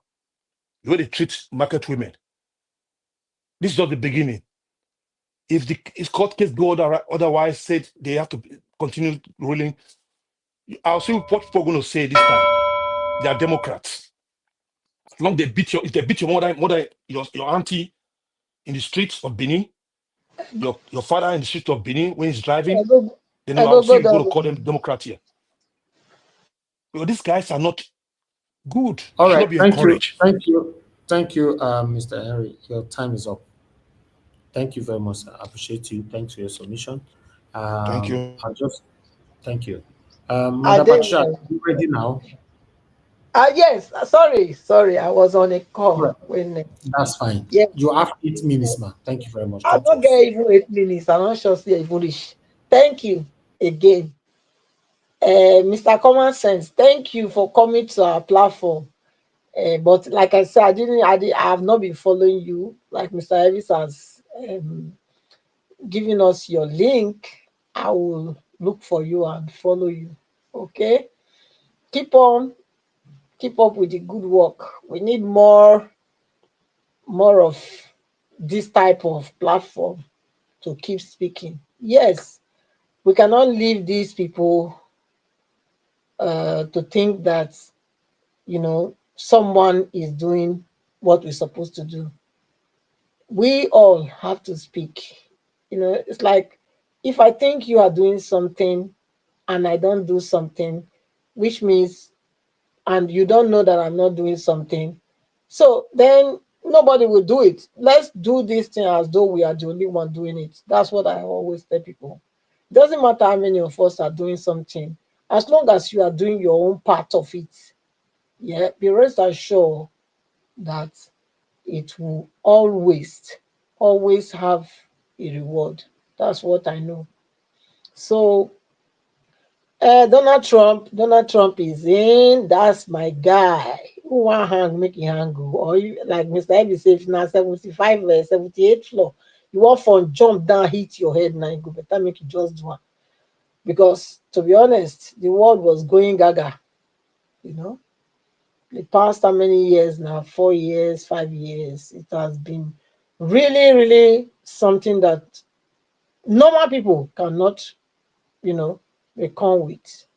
But abnormal people think, oh yes, it's development, it's new, it's the new, what they call it, new era. People need to move on, it's evolution, whatever. Evolution, yes, but you cannot forget your basics. The basis of humanity, we know what it is. So anybody that is deviating from that is satanic and evil. So, and that's what it has been projected. So, and he came back and is turning, throwing all those, scrapping all those satanic, laws over there. WHO and the rest, we know what they did during COVID. So I don't want to go into it, but I know a lot of people know what happened. But many people are still ignorant of the fact, thinking that they are saviors. The one that came to save you 2,000 years ago, you are not embracing him. And these people that you think that they want to save you, you will own nothing and you'll be happy. I don't know how you are going to own it. You will own nothing. I don't know how anybody will own nothing and be happy. I can't see that. God give ownership. Man want to give you nothing and tells you will be happy. And you are happy to go to those conferences and clap and say, yes, they want your good. Don't worry. After they're taking everything from you, then who owns it? They when they deny you not to fly, you can only fly maybe once in 2 years or 3 years, but they will enter their flight and jet off anytime they want. And that's the whole thing they are setting the whole world for. People are clapping and saying, yes, they are good. You people need to wear another spectacle. It must be that your minds are blind. That's why you cannot see. So for me, this is a savior. And truly, what he said that God saved him for this purpose, I believe 100%. It's not, God didn't save him just for America. God saved him to save the whole world from this evil that was already beclouding everybody. And few people know the truth. And the ones that doesn't know, they were the ones, more than the ones that know. So I thank God that truly is there. He said he will bring peace. In fact, a day before he was sworn in, you already saw agreement of peace was already, signed. So what are we talking about? That's what we want. We don't want people spilling innocent oil just like that because of warmongers. People that just like to make money out of other people's suffering. And many cannot see it that way. So for me, I'm happy. Thank God he's there. And he stopped all this shenanigan and madness of telling me that you have more than how many 2 genders. They were already going on into the hundreds of genders. You can imagine where this will end up. So for me, I say it again, God answers prayers. We prayed, we've been praying, and we can see every one of our prayer coming to fruition. So for me, it made my day. And I'm looking forward to what next is coming. If Nigeria is good, if Nigeria is aligning and want the good of people, I believe they will not have problem with Trump. I don't think they will have problem with him. But if we are satanic, then we will have problem. So I don't know. I think the 8 minutes don't go only for Trump will not take go. Because why? It's important we talk about it. Thank you, Mr. Harris. I'll leave it here. Thank you very much, Mother Patricia. Thank you very much, ma, for your voice on this broadcast today. I appreciate you very much. Thank you, everyone, right there. Thank you so much. Thank you, Judge Blue Shell, for the super chat earlier on. God bless you. May pocket never run dry. I'm very, very grateful. Thank you, everyone, right there. Mr. Pansat, Kislugirahi, Dewale Babayale, and many others. I know I could not mention names today, and so we take start. Please understand with us. Peggy Modi, thank you very much. Stella Ima Sevedo, thank you very much, man. Thanks yesterday. I'm very, very grateful. Thank you, every one of you. Now, God bless you now. I would like us to quickly move on now to the next person to speak to us. Black Panther, if you are there, please give us your submission now.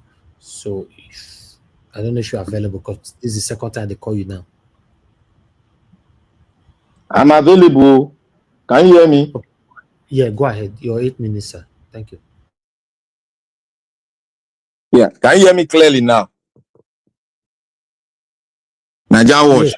Yes. We can hear you. Okay. Thank you so much. I want to thank everybody for speaking out, hearing your own view, and your views are respected. This is left for the audience to digest it and analyze it and see and filter it out, see the truth from it. And I want to thank everybody that has spoken. I want to thank Mama in diaspora. May God bless you. More grace to you. Naija Watch, you're doing a great job. And Mr. Common Sense, kudos to you. Keep doing the good work. And despite you are doing the good work, not that you are perfect, but just keep doing the good work. Because there are some analysis we need to analyze where we might be rough, but that does not mean that we are not going to follow you. Everybody has his own path, and everybody have things is right to speak. I want to start from the release of Ekweremadu's wife from jail in England.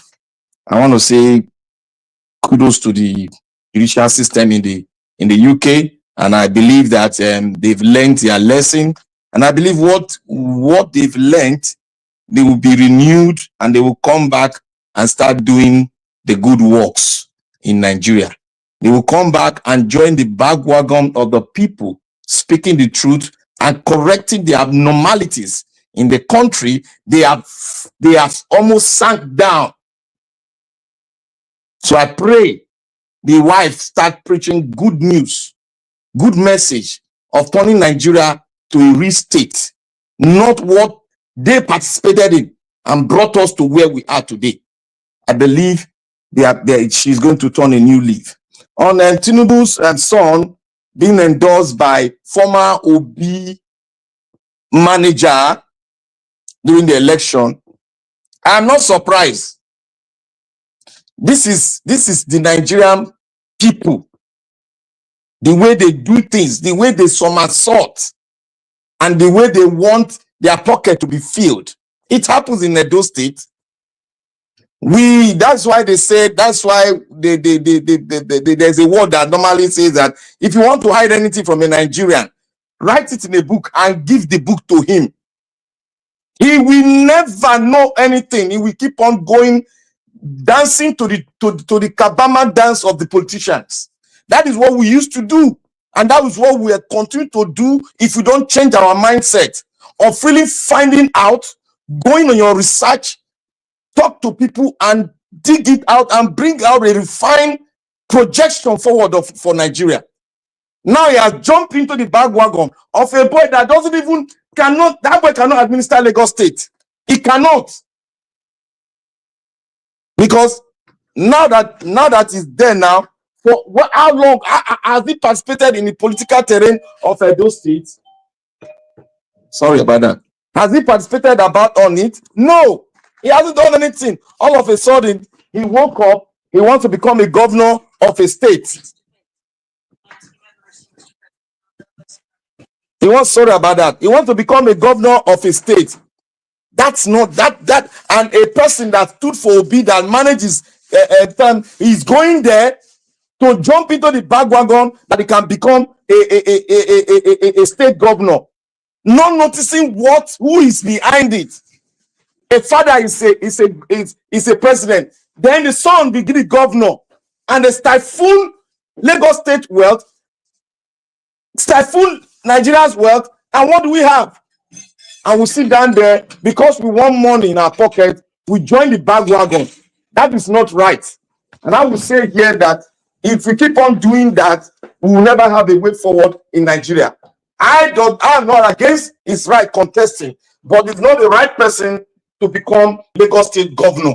There are people there that have the mind like Peter Obi to rule Lagos State and make it a state for everyone, because it was the former capital of Nigeria. So we must bring in somebody that will garnish the entire country, which comes down to Lagos State to seek for their daily needs, and they are being thrown out, their buildings being destroyed because it comes from so place. And you want to bring somebody who practiced it, the origin of it all. You want to bring his son in there.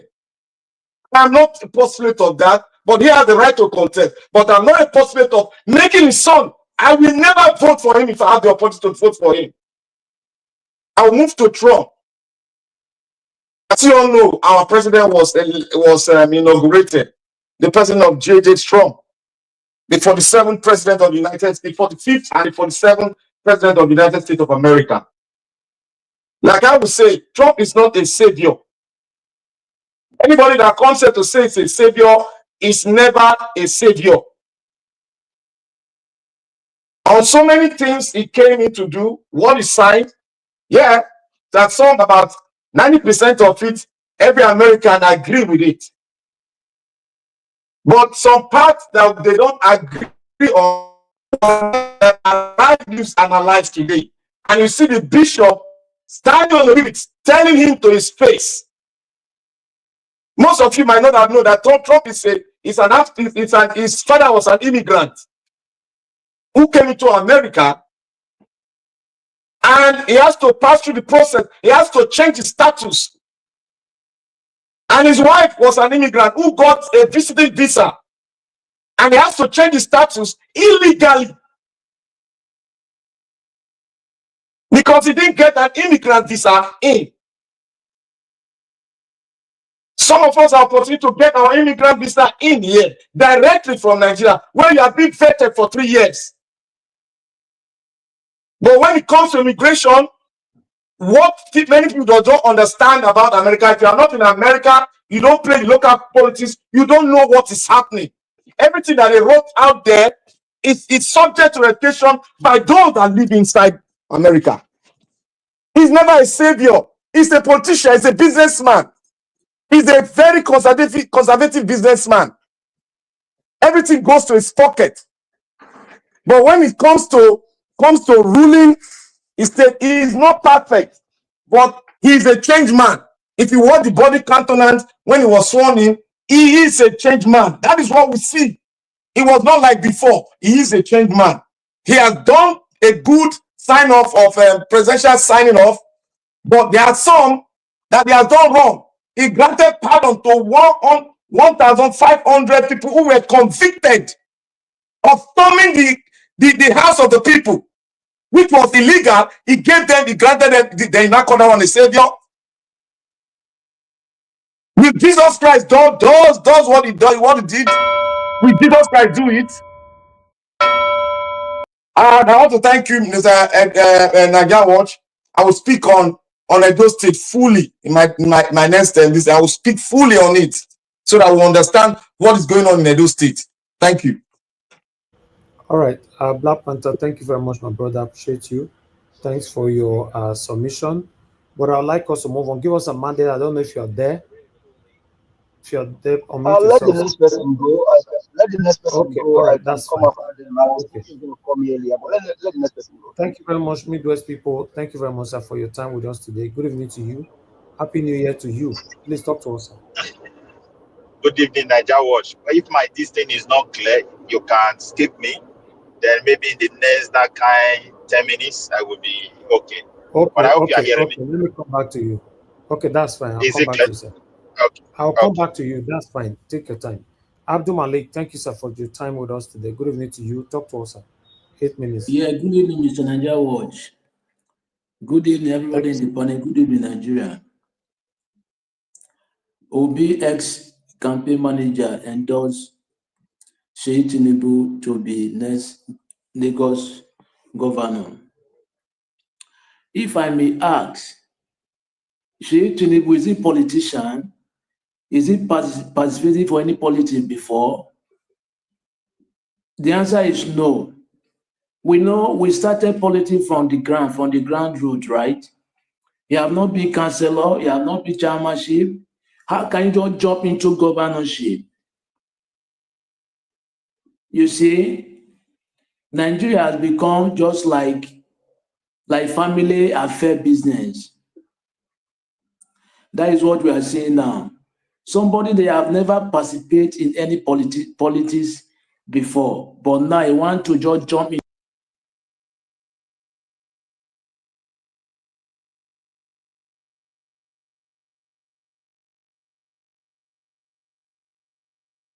Abdul Malik, we can't hear you anymore. Can anybody hear me? Yeah, loud and clear. Yeah, I can hear you. I hear you, Mr. Elvis. Okay, Abdul Malik, your network have issue. We need to come back to I'm hearing you, Mr. Naija. I'm hearing you. What's happening to your network? You paused, sir. You hear me now? Yeah, you are back. Please go ahead. Sorry. But I'm hearing you right from the time. As I was saying, Seyi Tinubu, you have never participated for any politics before. But how can now suddenly he jump into governorship in a state like Lagos? It's one of the biggest states in Nigeria. If it's not the one, because how many population is living in Lagos? Almost 20 million. That was there, like almost 20 million people are living there.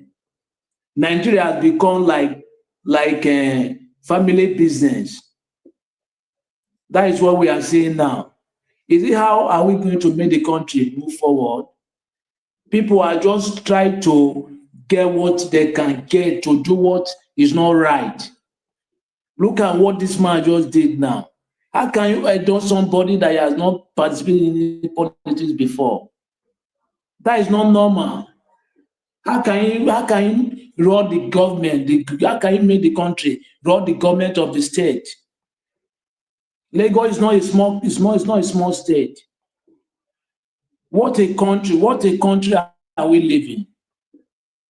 Are we going to continue like this? The answer is no. Look at the electoral reform since how many years now. They have been talking about the but till now, there is no update. And before you know, ending of 2025 to 2026, there will be campaign about presidential election come 2027. But now there is nothing that they have done about the electoral reform. Okay, now, even though they ring the election again 2027, what are we going to say? You see, we have a long, how can we make this country good for our people? How? Because few people are benefiting from the system. And those people, they don't want the country to be better. Because they are benefiting, they don't even, they forget about their generation. What are you going to get today? Rather to forget your generation, unborn generation to come in. Why can't you fight for your generation as other countries do? Now you will get something today, before you know tomorrow is finished. You are fighting for another one. We need to do something about this. It's not getting right. I'm happy Trump get in, because if Trump was in presidential that 2023, I believe this thing it will not happen. Because Buhari will be scared somehow. Yeah, he will be scared. I believe. But let's see what to do. But the citizens of Nigeria, they are the problem of the country. They need to do something about their country, to take their country back. Because they cannot just keep quiet. Look at everything in Nigeria today. Nothing is moving. But the citizens, they relent, they don't even care. But you are suffering, you don't even care. Okay, now, who is it going to help? International body cannot just involve. Let's you started it before they involve. Like UN, they can't just involve. You must start it before they involve. That is what they are waiting for. We are in big problem. We're in big problem in Nigeria. Big, very, very big one. All they know just to steal money, to embezzle money. All they are the same. All the politicians, they are the same people. Right from the councillor to the presidency, from local government to federal, they are the same. We need to fight those people. They are the ones that make Nigeria what it is today. They are the people that cause it. I come to this Donald Trump about homosexual issue or transition. And you see, all those people that they are practicing those things, I don't really know what they are gaining. If I may ask, if their parents that brought them to this world practice the same thing, how are they going to come this world? Have you ever heard man to man give a birth? It can never. Okay, why are they doing it? This is abomination, not good. In the eyes of God, it's not good something. But the world I come to, I don't really understand where are we going to in this world. Ask them that word, they will not answer you. Those are devilish something, evil something. Immediately when you have it in mind, you are evil. Yes, you are evil. If you don't retreat you in your mind, you are evil person. How come you are practicing something? It's not good. It's not written in Bible, it's not written in Quran. Okay, why are you doing it? And you cannot produce you cannot give something like you. They say they can't. Okay, why are you doing it? Why? The answer, they don't have answer, but they just do it like phones. I don't know, the world is turning to another thing. Edo State issue. Those people in Edo State, their father, their mothers, right? They need to question themselves because they are disgracing themselves in the eyes of the world, not only Edo State. Yeah, they need to question themselves to sit up and to do the right thing to the people of Edo State. Yeah, because what they are doing now is just like they don't know even 10 years old born. He can never do this. They are just coming on air to disgrace themselves. They don't even care just because of self-interest, what they will get. What type of Nigeria are we living? It's like they still have only mentality, you understand? Only mentality. They don't even think. And the world have gone beyond that. But they don't have that IQ. I don't know if they don't watch internet, what is happening in the world. It's very bad, understand? Because we need to fight for our people. Thank you very much, Mr. Nigeria. Thank you very much.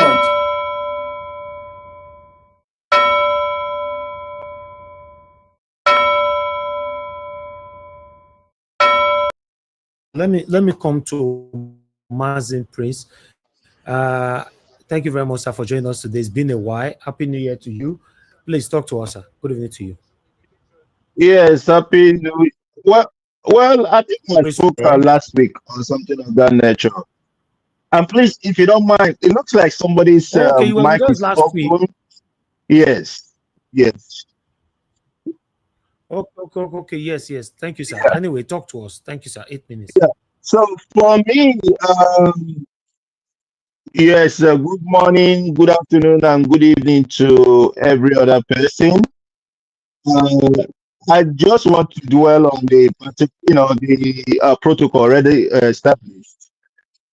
First, let me start with the guest we had earlier, which was common sense. I am in his platform. He's a good guy. For some reason, I just wanted to stay away from Edo State election. If not, I always consider myself Edo State as part of me because I schooled in Edo State, so I know very much about Benin and all that stuff. So that's that.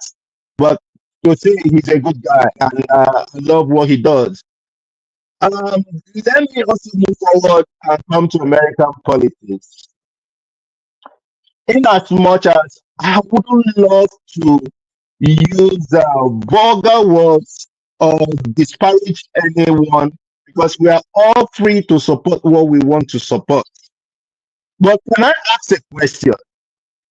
My question goes, I don't need anybody to answer it. It's something if anybody needs to ponder on it, ponder on it. There's always a saying that says, show me your friend and I will tell you who you are. If we say Trump is a messiah, I will say this. It's laughable. It's laughable. And it's so insane that as a Christian that we are, we say, oh, don't be stupid to the aggregate people and all that kind of a thing. What a world. The deception that people believe in. It's so appalling that sometimes I think about it and I say, you know what? Is this all about religion or is this all about human beings? The same person we are saying that he's saying that America is recognizing male and female. It's the same person that have an aggregate person as a treasury secretary. His friend is in the Senate. It is so sure of what he's saying. That his friend that is in the Senate, Lindsey Graham, to retire or resign. I am not here to judge anyone. I'm not going to judge anyone. But to tell you the truth, you see this stuff he's digging himself into is bringing America back. He's going to face a lot of lawsuits already. He's even going for birthrights. You already have him in. Before you know it, it will be 4 years. Do you have to dwell on all these things? The same person that says he's a peacemaker is the same person that is about to start a trade wars with Canada, with Mexico, and with Denmark. I would say He's a peacemaker. What a word. What hypocrisy. Do you know what I mean? We are not God. We cannot judge anybody. I refuse to be part of people that will judge other people. Trump is a fraud. He's always been a fraud. And he will never stop being a fraud, whether you like it or not. And why I'm saying it? Because I did, you know, I went to school. And at some point, I was like, what am I doing in here? And then later on, it was found out that school is a fraud.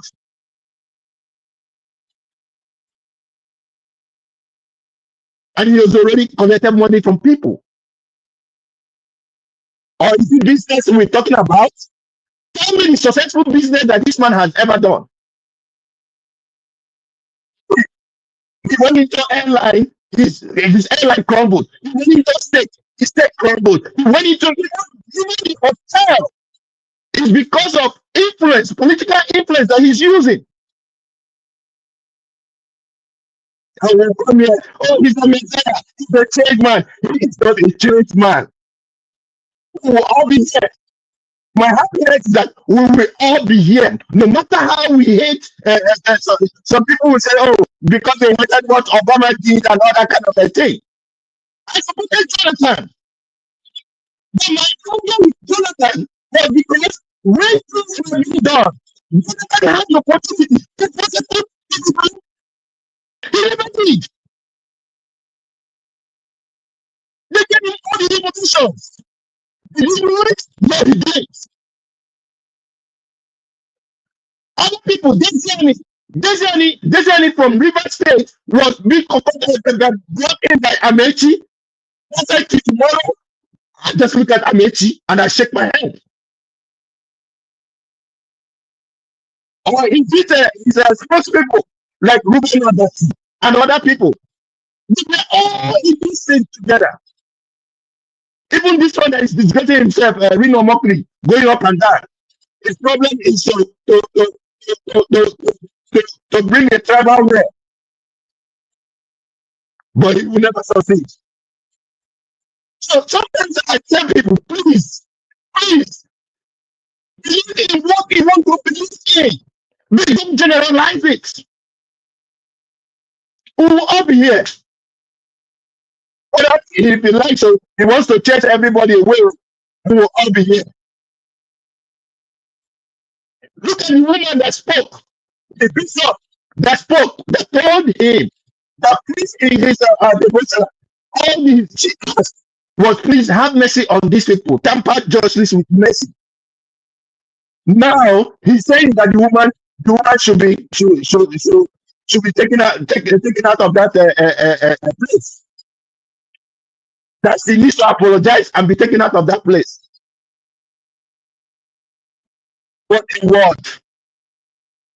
What a world we live in. Hypocrisy everywhere. That's why they said that it will be easier for the head of a camel to go through the eye of a needle than to have certain people be in that kingdom of God. So we have to practice what we preach. We should be able to see our neighbors, not our neighbors, as ourselves. How many people do we see on the streets that need our help and we help them? But all we want to do is to judge them. Is it a good thing that I will see a Mexican being deported today and I'll be happy? Is it a good thing that I'll see a Nigerian, my fellow Nigerian, being deported and I'll be happy? That makes no sense. Thank you, Nigeria. I'll rest my case here, please. I'll rest my case. Thank you. All right. Thank you very much, sir. Thank you, Mazi Prince. Thanks for your submission. God bless you. I appreciate you, sir. All right. Midwest people, are you available now? Or give us a mandate. Are you available now? We are giving our final submission to 2 minutes now. Okay, none of you is responding. Ogap, Prince Alabo. Let me just go. I'll come after. All right. Prince Alabo, please give us your final submission. 2 minutes, sir. Thank you very much. Naija Watch, I'm here, please. Mr. Naija Watch. Yeah, thank you, sir. I will appeal for something. I have a very important information I want to pass. I don't know if you will give me a little time. It's concerning Rivers State. Okay, yeah, go ahead, sir. That's fine. Thank you. All right, thank you, sir. Yeah, you can see on the news today that the people of Ogoni land visited President Tinubu yesterday. Yeah, it's a sad situation to the people of Andoni. When you are talking about the Ogoni land cleanup, there are people that are suffering the impact of that pollution and spillage. Who are the people of Andoni? Andoni is the Ijaw ethnic in Rivers State. They does not belong to Ogoni people, the land. They are Andoni people. It's a local government. They are Ijaw people. But the Ogoni cleanup is covered by these people they call Ogoni cleanup, and they ignore them. During the UNEP report, they went to Andoni River to capture those pillage you are seeing.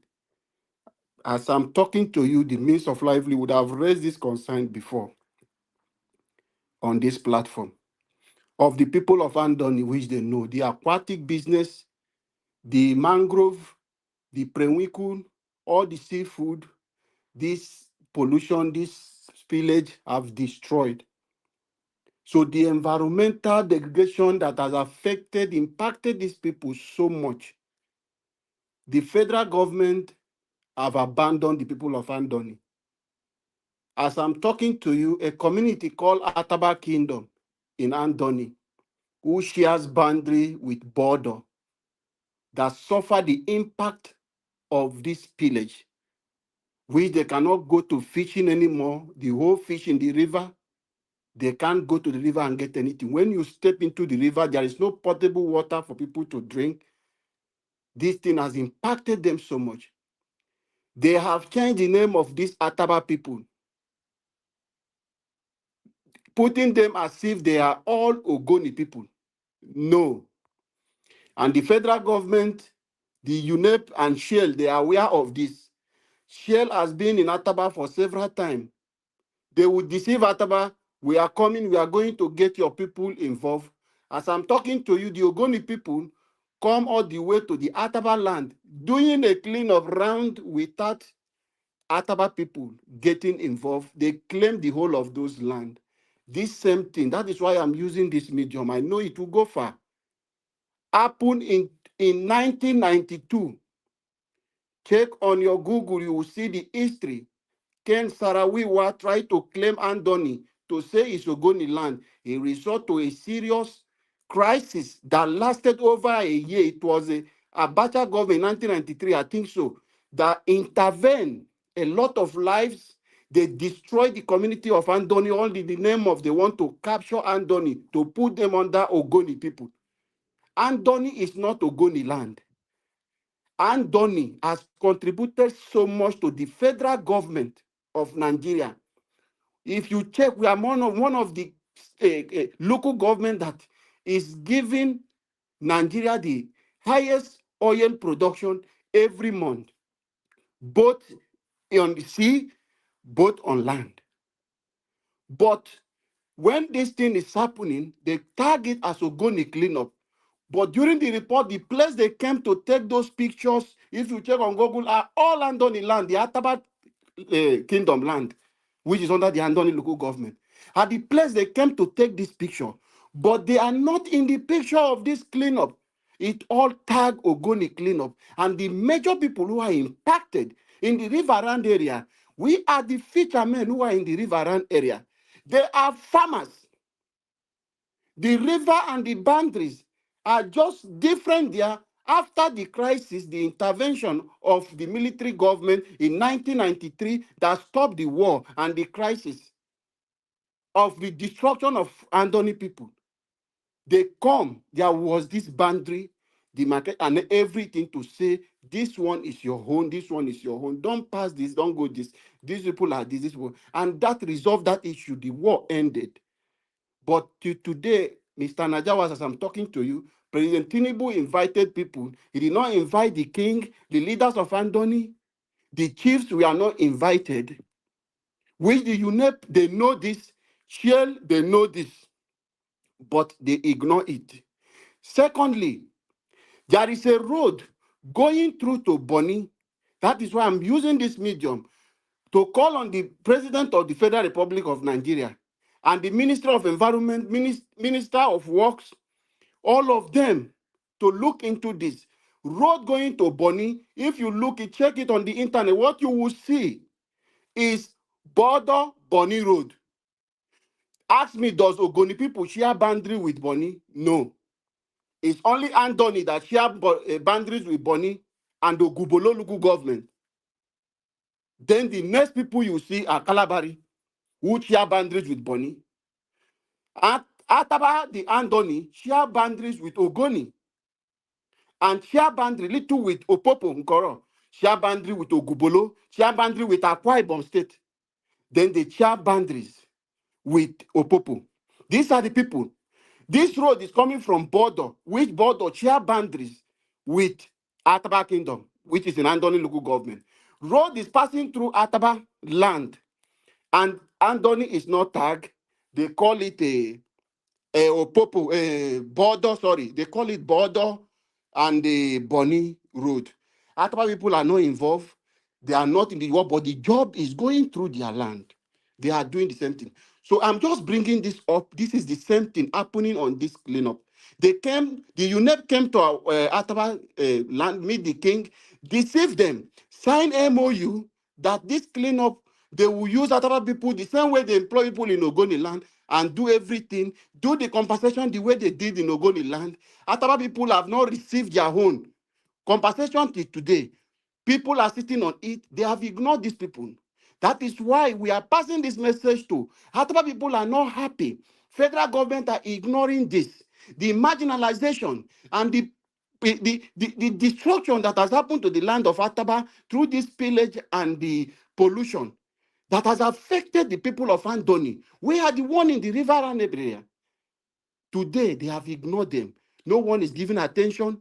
No one is doing anything regarding it. Everything is only tagged the Ogoni cleanup. Nobody is mentioning the Andoni who are suffering the more impact of that very spillage. I know if I'm saying this today, it may be strange to many people, but if they hear my message and they will know the truth that I am talking, the UNEP who came to Ataba, who came to Andoni to do these things, do those reports, they know what I'm talking about. But the Ogoni people are claiming Ataba, changing the name to Ogoni. They are not claiming that the whole place is under Ogoni land, doing everything. Ataba people does not want any war. They don't want any crisis. They don't want to take law into themselves. They have approached them peacefully and demand they keep deceiving. So that is why I'm bringing this information. Appealing to the governor of Rivers State to look into this issue. Appealing to the governor of Bayelsa State and the president of the Federal Republic of Nigeria and the NNPC and share directors, they should come and address this issue and carry the people of Andoni, Ataba people, along and put them into the picture. The marginalization is too much for the people of Andoni. This kind of thing is unfair treatment to our people. And they are not happy. They are crying bitterly. The youth are not happy. That is why I'm raising this concern. A lot of things is happening. And they don't want to take laws into their hands. That is why we are using medium to appeal to the federal government to do something about this issue. Andoni is not Ogoni land. Andoni is an autonomous local government of their own. They are Ijo tribe in Rivers State, not Ogoni people. Thank you for this opportunity. All right, Mr. thank you. Najawash. Wow, that is a very, very important information right there. I just hope it's passed on. Thank you so much, sir. I appreciate you. Madam Patricia, are you with us? Can I go now? Can I go now? Okay. Go ahead. You have 5 minutes. Talk to us. Thank you. Give us a mandate. Okay, thank you very much. Greetings to everyone. All protocols duly observed. I greet everyone. Greetings to you, Mr. Help. This moment, that's why I greet you. Thank you for all that you do. I do appreciate you.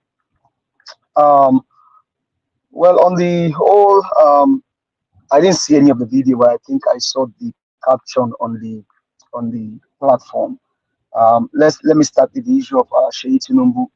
Well, I mean, anybody can choose to do whatever they want to do. It just shows you where the minds and the hearts of people are, where you have their mind, where their mind sits.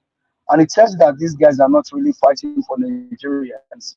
They are only fighting for their own pocket and what they want to get and things like that. So, but I mean, we are not, Mr. Evans used to tell us that we are not babies here. We all know what is playing out. And Nigerians are the one that will decide how things happen, and the Lagosians are the one that will decide who becomes their governor in Lagos State. So I will leave that one there. Now, on the issue of Edo State, right? I have said again, I'll continue to say it. Neither Asue nor Okpewolo won the last election. So for me, whatever they are doing in tribunal, let them continue to do it. It would have been my joy and my pleasure if the election was cancelled.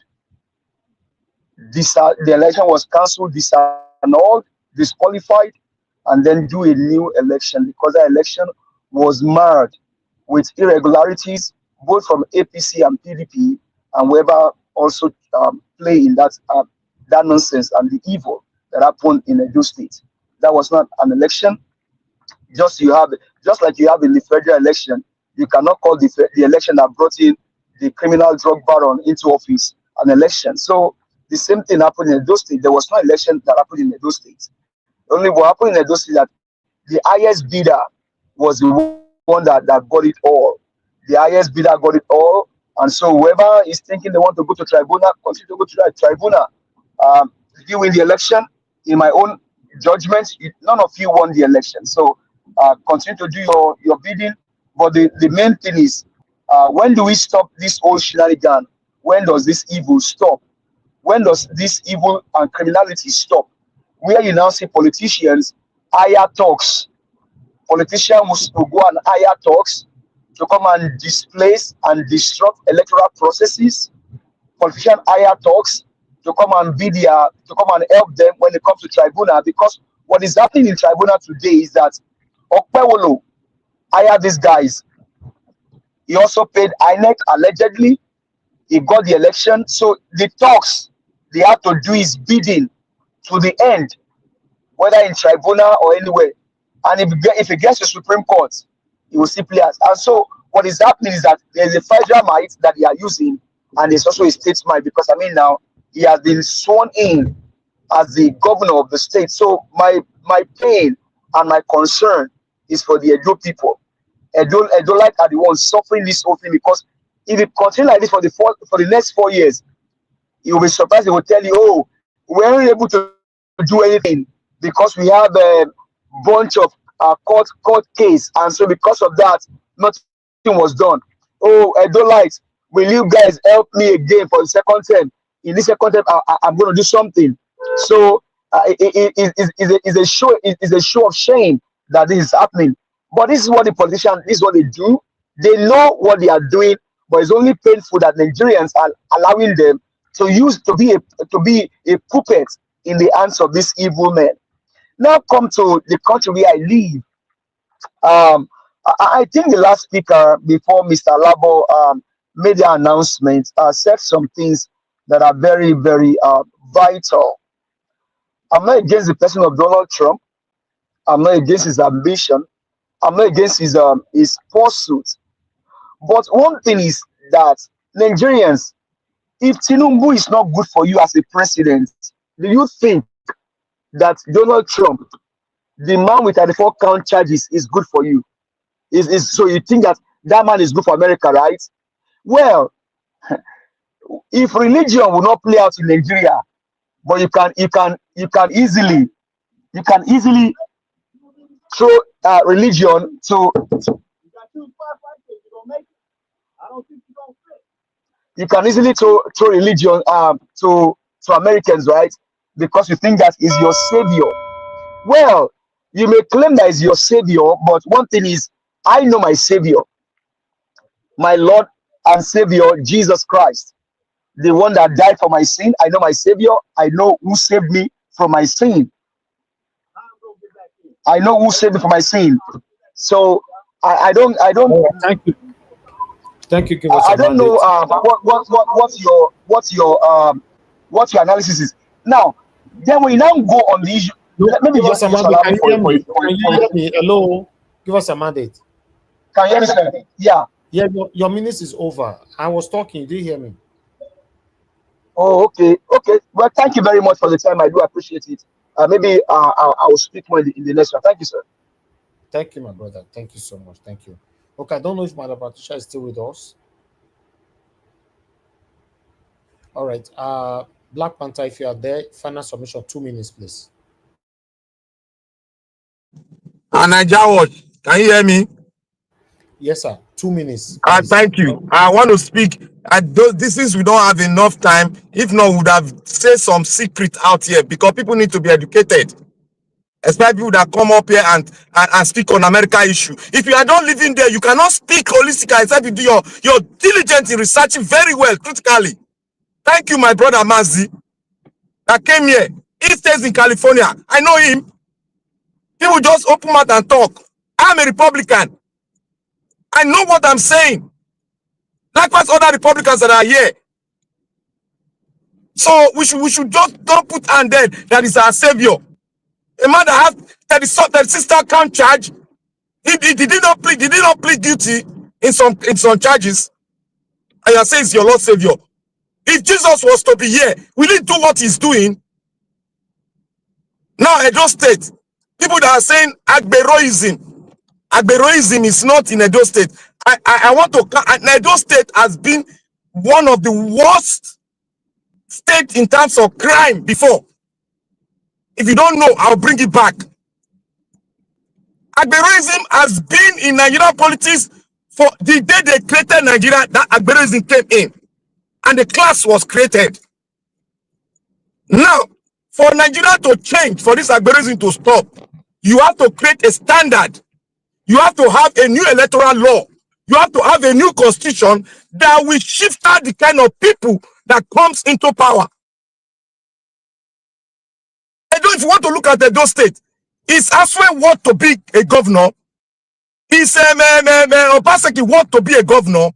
Is this present governor, does he want to be a governor? A man came out of 3 of them. The Labour Party man came, who has a strategy to nurture Edo State, who can bring about a change. You people decided to go either APC or PDP. That to show us, do we really want Nigeria to change? And most of you came up with one ideology. One, you said it is the turn of the ESA to rule when we are in a deep mess. Then you said again that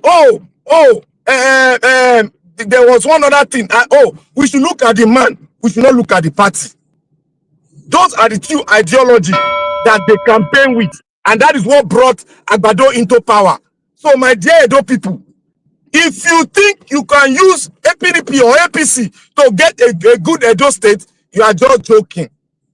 Chapter 2, we go start after election, and APC has already won the election because it has already won the panel, because what was spoken there today, they said that the form they brought in, the paper they brought in was not duly signed by authority. So what do you see? What do you see there, my people? What do you see there? That judgment, go for PDP. If you go for APC, if you don't listen, go and listen to it very well again. Thank you, Mr. Naija Watch.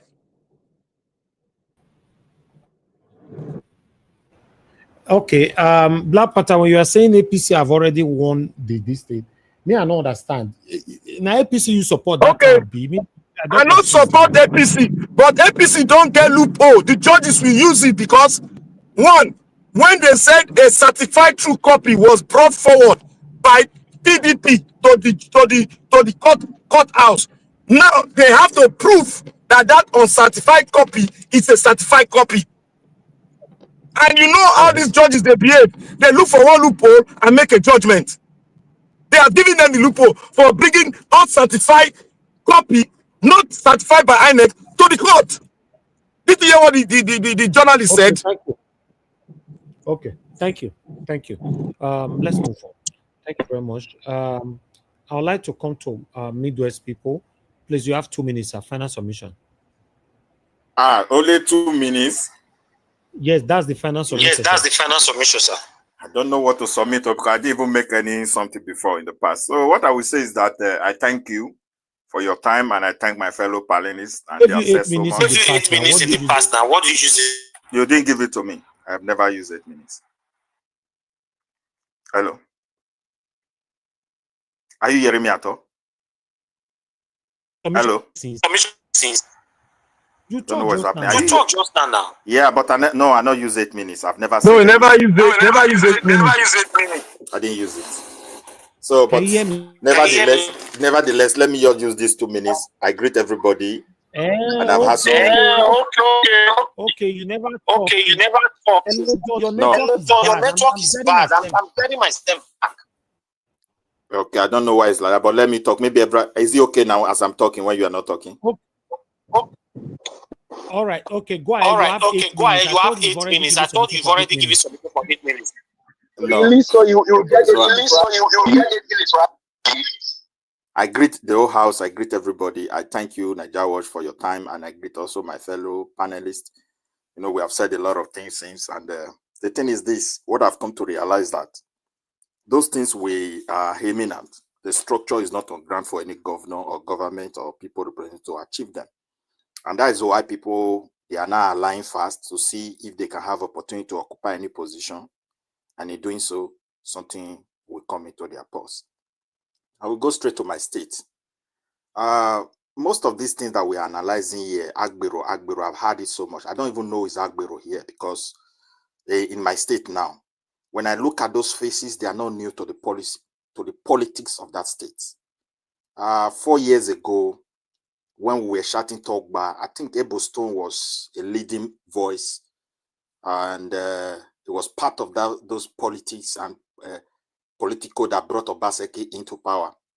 So we didn't call him Agbero then. So, and today they are in a different party, and we are not calling them Agbero. If you look at Oshomole time, most of these faces were there, and even Osumbo time during campaign they were there. So they are big part of the system.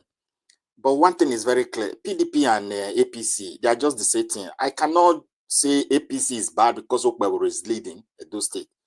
Even the way Aswen came in, all of them ended up in the court of law, and some cases are still there. So they are almost the same thing.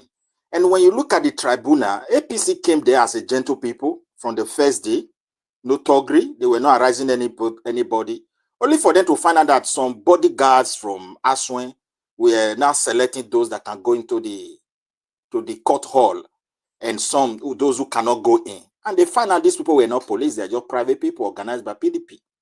And they took action. And that is the genesis of the crisis we are seeing today. People were so hungry. So why must you allow these people? And that's why they are doing what they're doing. So you can see you cannot separate both parties for that behavior. There's no two ways. And anybody who wants to pretend to be separating it, I think that person is being biased, to be honest, to my own submission. They are all the same. And when you look at it, sometimes they know themselves. They will tell you, no, that very particular man inside that vehicle is dangerous because they have been together. They drink coffee together. They all work together. I don't know them. I don't think anybody here knows them, but they themselves know themselves. They know the capability. They know how far some people can go. So they are afraid of themselves. That's why they point to those people. They will make sure they expose them before anything happens. And that's what I'm saying there. But let's give the court the chance to do their job. If Aswan lose, does not mean Nigeria judiciary is bad. If Oigodaro lose, does not mean they are bad. At times, most of these judiciary also gave us Oshomole those days, the same tribunal. Even Obi became a governor, I think it was also a court process. So there are a lot of things that is going on. So that's what I will say there. Then I also look at this, somebody that you invited who was saying that they are dismantling e-governance. I don't even know what e-governance means as far as Edo State is concerned.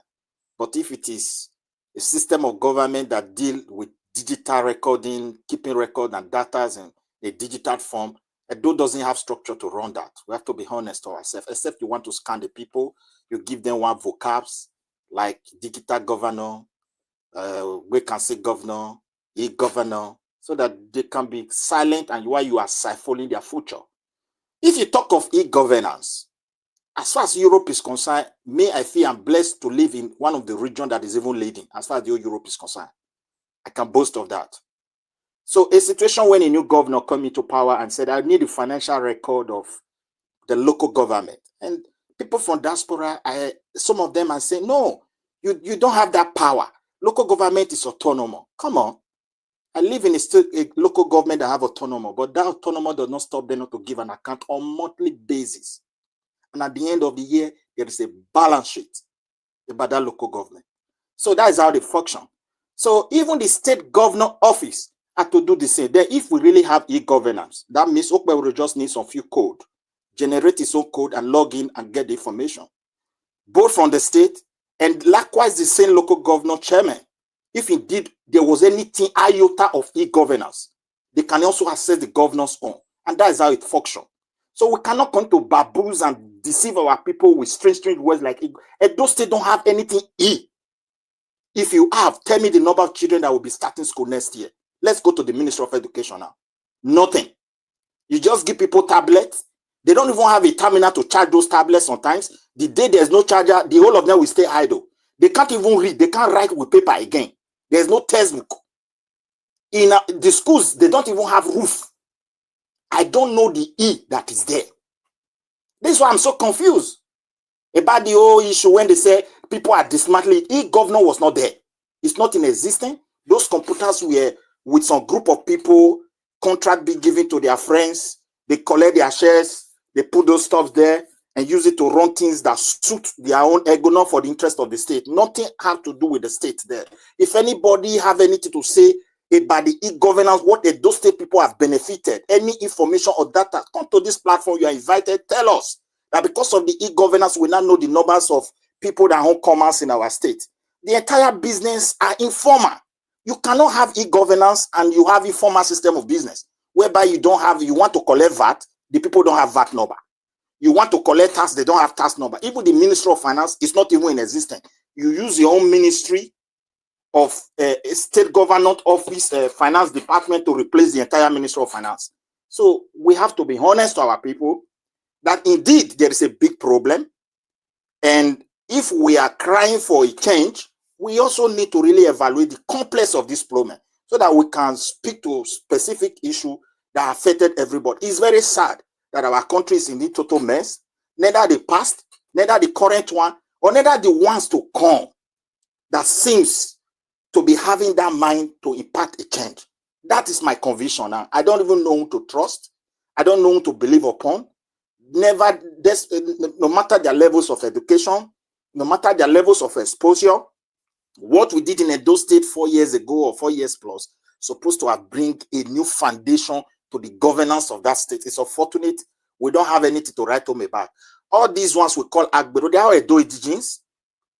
Somebody also make a reference when Oshomole went to that court. Edo people rise. 4 years ago, Edo people rise. Why are they not rising again now? That's to say something is wrong. They are fed up. Because what they were expecting from the past government, they didn't receive them. They didn't get anything. There's nothing to write home about. So thank you, Najawa. I give this space to another person and let another person also echo their view. Thank you very much.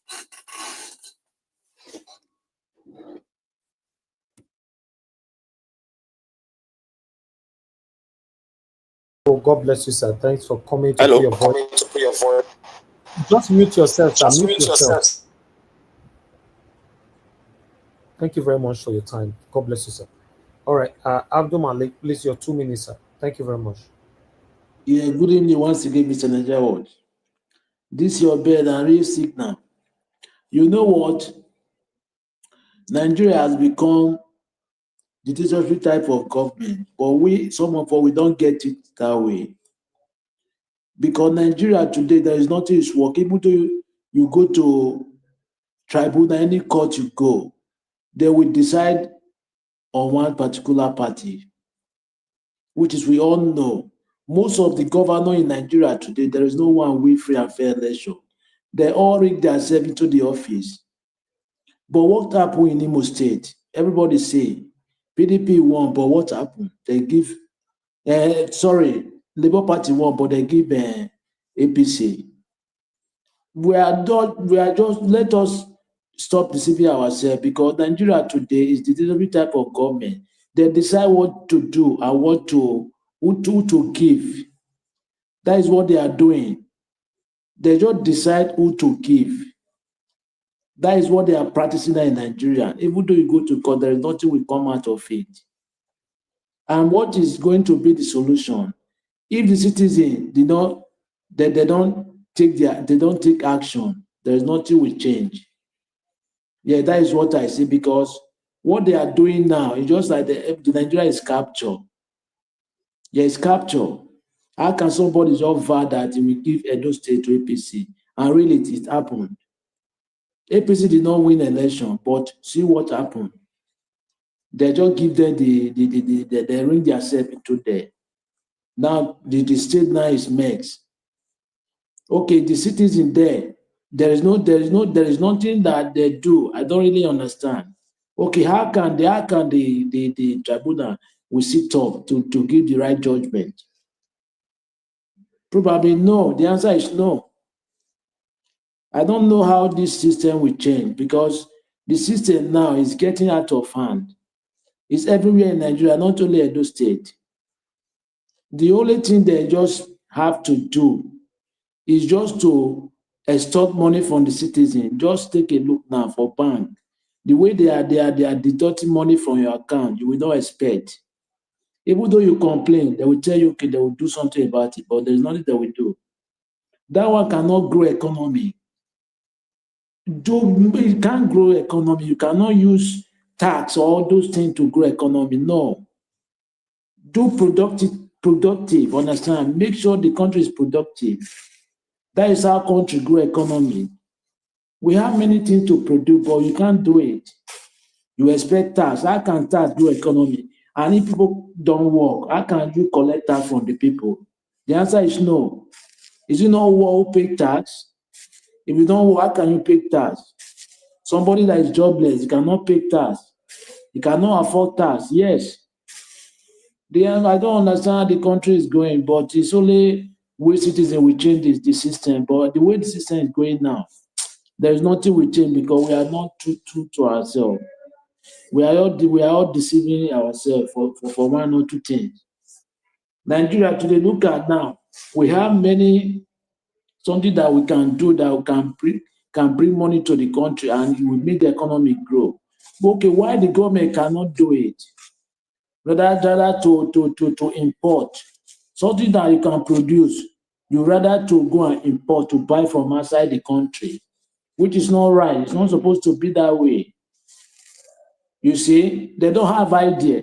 Because of few people, they are benefiting from the system. They are using that aspect to make money. That is the reason why they are doing it, but they forget other majority of people that they are suffering. They don't care. The system is just like they do something what they like to do. They don't care for others. This is what we are seeing now. If really they want to make the country work, look at the last strike, right? The 10 agenda that the professor they demand for. Till today, there is nothing change. All right, thank you. Everything is still the same. Thank you very much, Mr. Nigeria. Thank you very much, sir. God bless you. I appreciate you. Thank you.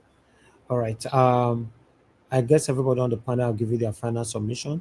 Mr. Jonathan, thank you very much, sir, for your time with us this evening. Good evening to you, sir. Are you calling me?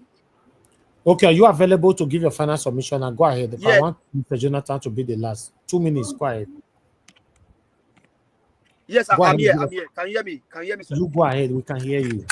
Okay, thank you. So I'll take 2 minutes plus 3, right? That'll be 5 minutes, right? Well, thank you very much, sir. I appreciate you.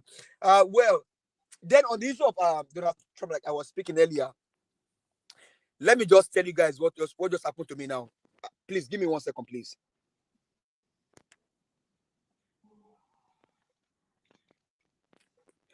What just happened to me now? I was in the traffic. in the traffic, and somebody parked wrongly. I was also to park, and the person is asking me to go and park somewhere else. And the lovely person tell me that I'm an American, this is America. So, welcome to the world of Donald Trump, Nigerians. I will not say more than that. But if you think that this man is your savior, well, he will save you, and he wants to save your family. That's all I can say. Because all of a sudden now we can easily just put our trust in man and forget about our God and call a man your savior. When even a thief, there were two thieves on the cross. There were two thieves on the cross. One on the right, one on the left. And one was telling Jesus, said, Jesus, will you allow me to be in paradise with you today? That was a thief. And Jesus told him, he said, today you will be in paradise with me. That was a thief. But today, we forget all of those work of salvation and easily quickly judge people. Well, I'm not against anybody. All I'm saying is that this next 4 years is the part 2 of Donald Trump. I am here with my popcorn. I pray for him to succeed. I don't pray for him to fail. But we all be here to see what happens. Then going back to Nigeria, Edo State, Lagos State, and even the federal, the government should do what is right for his own people. No government in the world maltreats his own people. Do what is right for your people. Take care of the people. Monday Okpewolo, whether by crook or by gray, you are not the governor, as allegedly by INEC. On my own way, you didn't win the election. But please, do what is right for Edo Light. And as many of you supporting Seyi Tinubu, well, continue. When it happens, you will live to see it. Thank you very much, Mr. Elvis. I appreciate you. Have a good evening. All right, thank you. Thank you very much, my brother. Give us a mandate. I appreciate you. All right, everybody giving their submission now. Mr. Jonathan, thank you, sir, once again for joining us this evening. Good evening to you. You have 8 minutes, both first submission and final submission. Thank you, sir. Thank you. Thank you, Mr. Elvis. I really appreciate it. God bless you. Not taking it for granted. Thank you very much. I greet fellow panelists, every one of you. Thank you. Mommy Diaspora, God bless you abundantly, ma. And all the panelists, everyone, or the callers rather, and the commenters. I greet everyone. Welcome.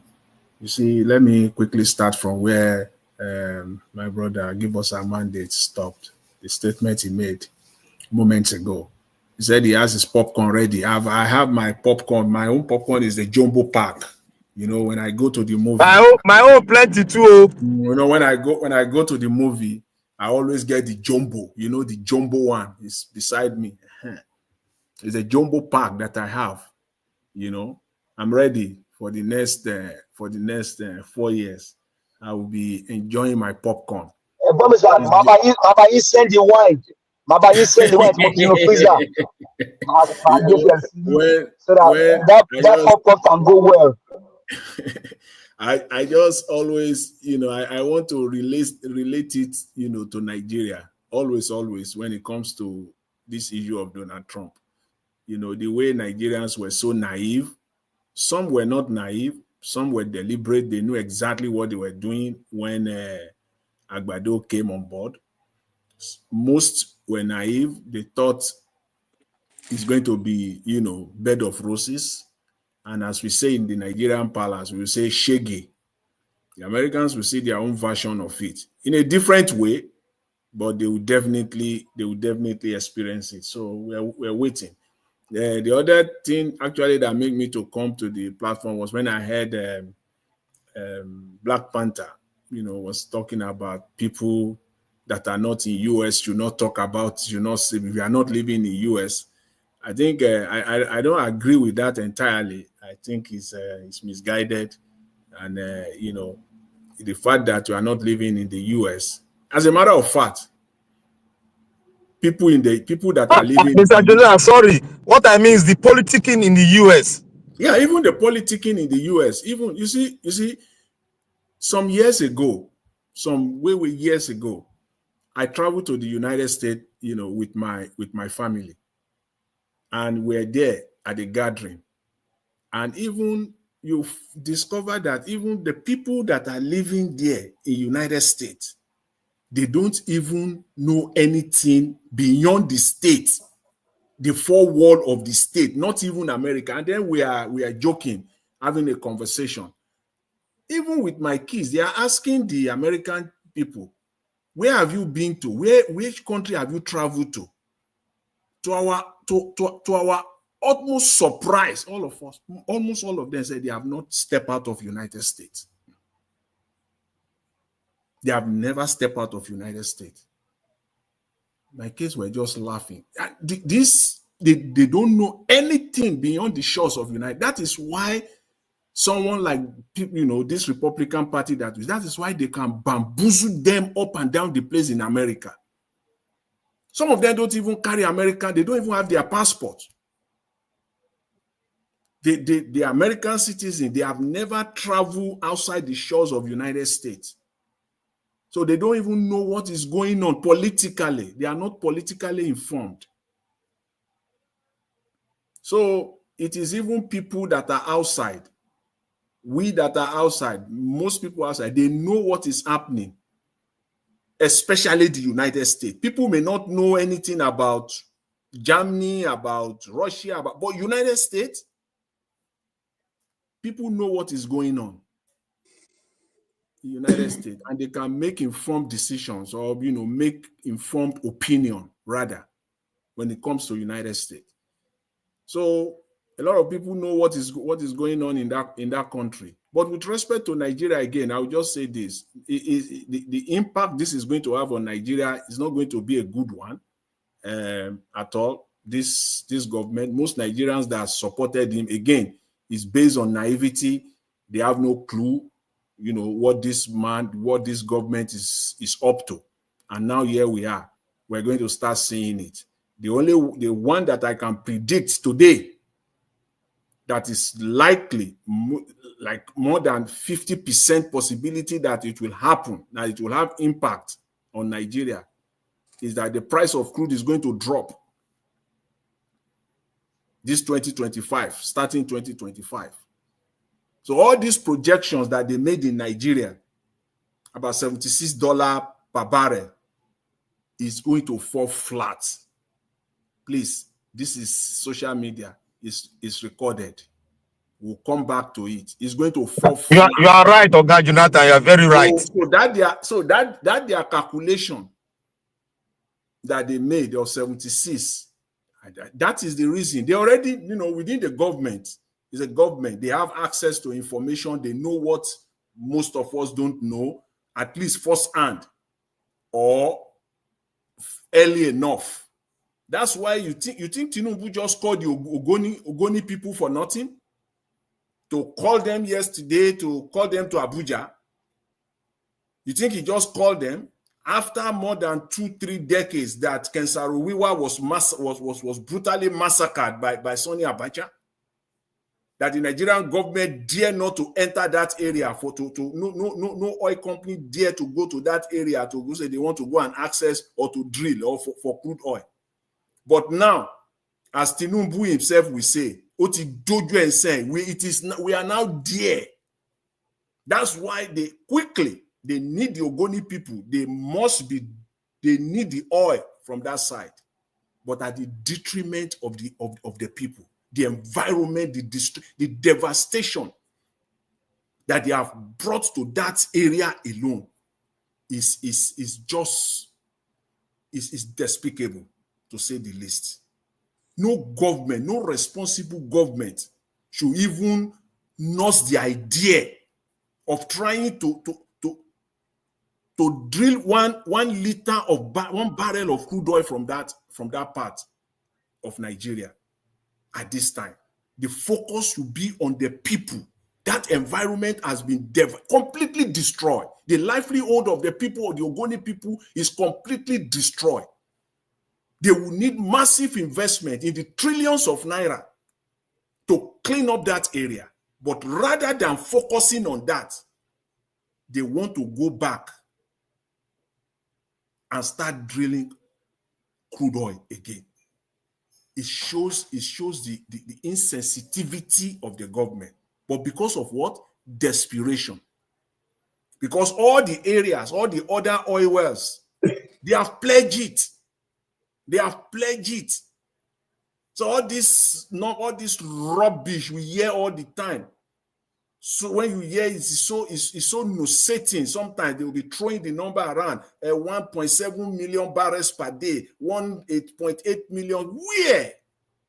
When they knew that it's not there, all this thing has been pledged. That's why they can't give Dangote anything. The 400,000 they promised, 250 to 300,000 they promised Dangote per day. Where will it come from? So desperation is beginning to set in. That's why they have to go. Tinubu didn't just call the Ogoni people to Aso Rock yesterday for nothing.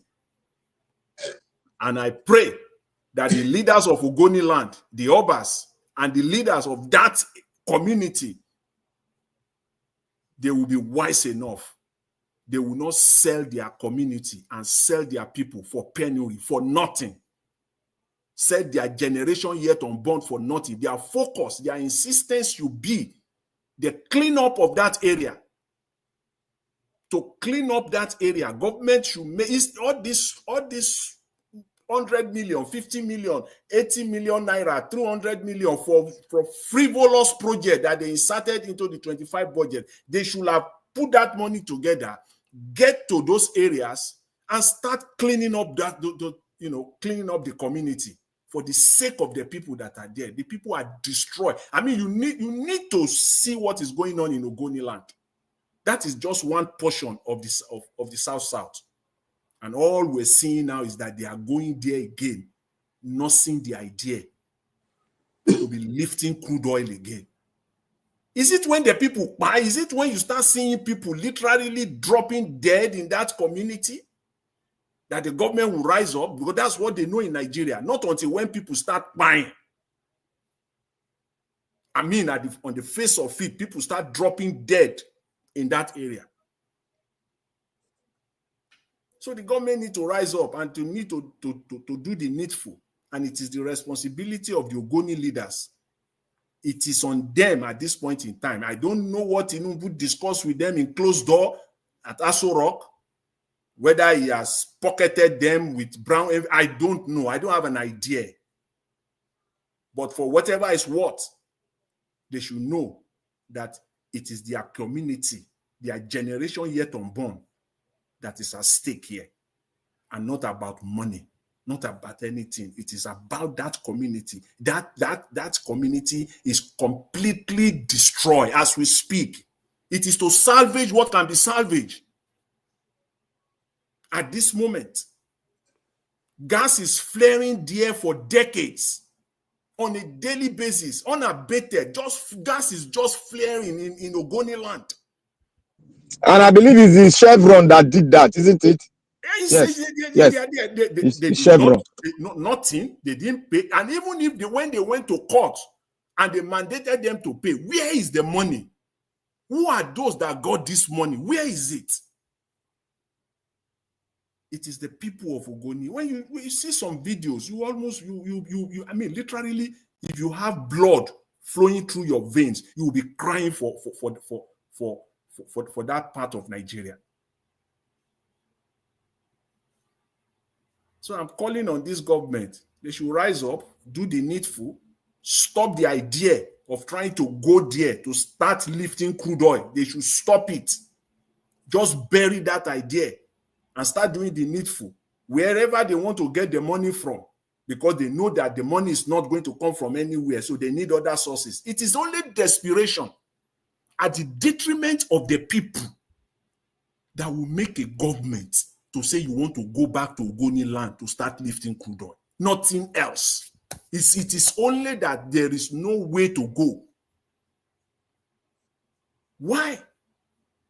This is even worse than even telling troops to come to your country, foreign troops. You are going to that community to start lifting crude oil again. And we saw leaders laughing, trying to perpetrate this idea. God will help us in Nigeria. And finally, let me just add on this, on Tinubu's son. You see, I pray that Nigerians will wake up. They will come to their senses. They will not fall to the idea that Tinubu's son should, under any guise at all, that he should even come near anything, any power in that state, in any part of Nigeria. Not this. I just pray. I hope that's the only thing we can do now, is just to pray that the people of Lagos State, they will not be naive enough. I don't want to use any other words. That's how mild I can go. They will not be naive enough to fall so cheap and allow that to happen in Lagos State. I just hope and I pray that will not happen. Mr. Elvis, I'll leave it at there, but I cannot emphasize it enough. Please, Nigerians, please, even if it is hashtag, leave Ogoni land, leave Ogoni people alone. No lifting of crude oil in Ogoni land, please. It is cleaning. It is cleanup that matters. It is not lifting. Oga Jonathan. Yeah. Eko ni bàjẹ́ o. Ami o ase o, baba mi. Eko ni bàjẹ́ o, ase o. Thank you very much, my brother. Mr. Elvis.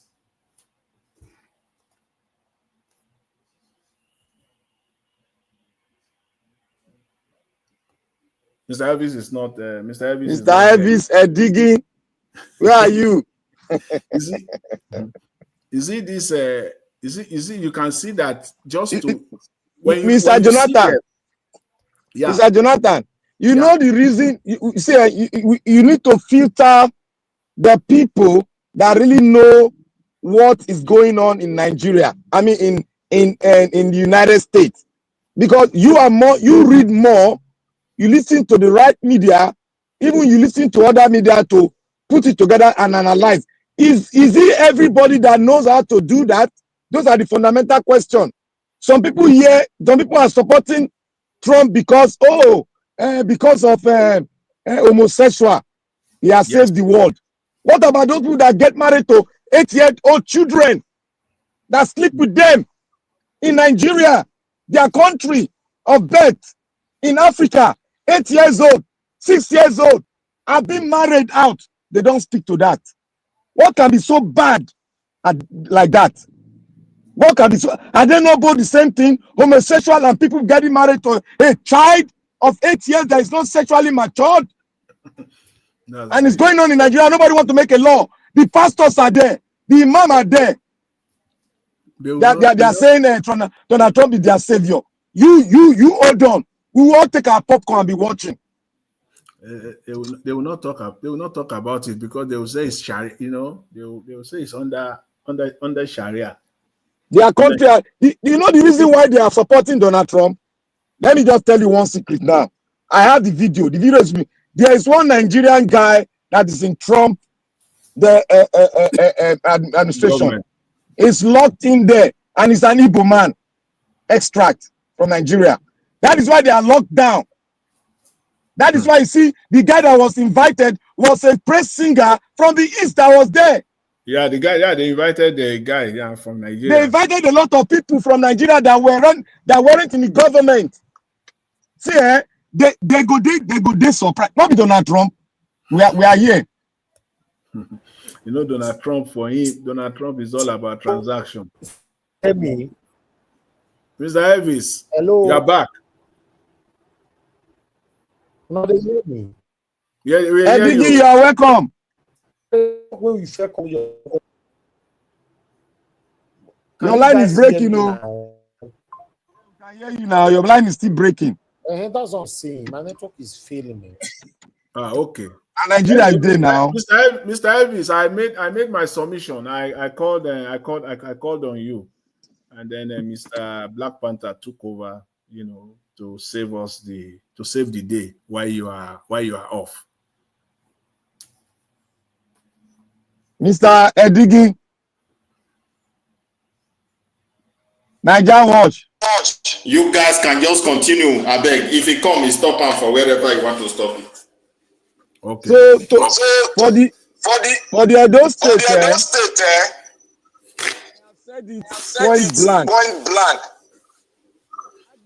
Heroism has been there before some of us were born.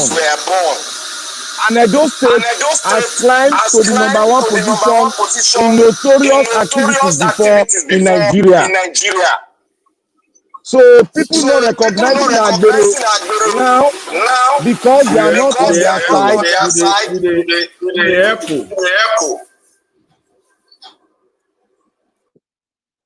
Because they are not in their party now, that's why they are not being recognized. I buy that idea that even the Agberos, they are the Edolites. The question is, how do we now clean that Agberoism to be a clean, rehabilitate them? How do we do it?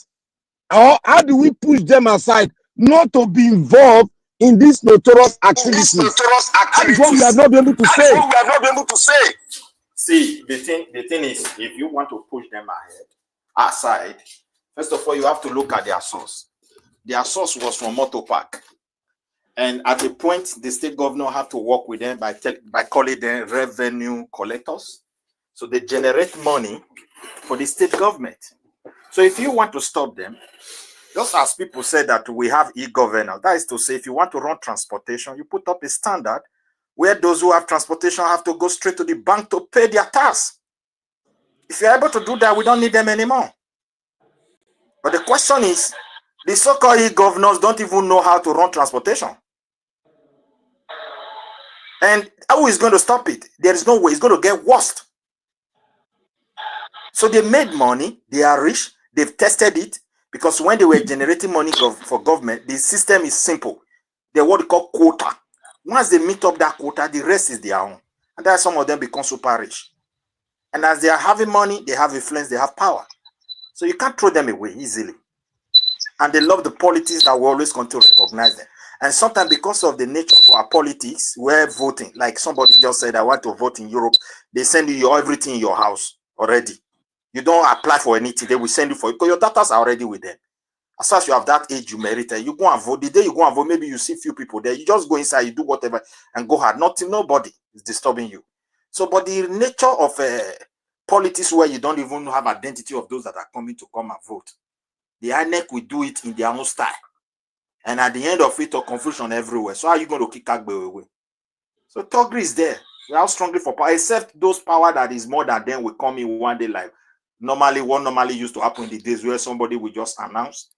Pure, we are so generous, so I don't want to go more than that. So we leave it there. Thank you. Can I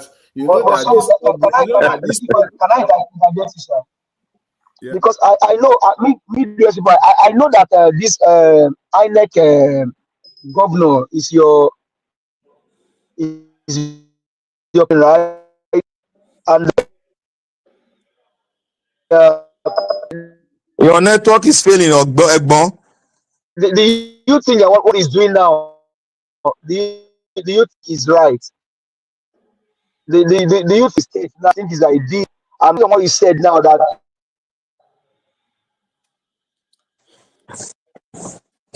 And give us our mandate. Your network is failing.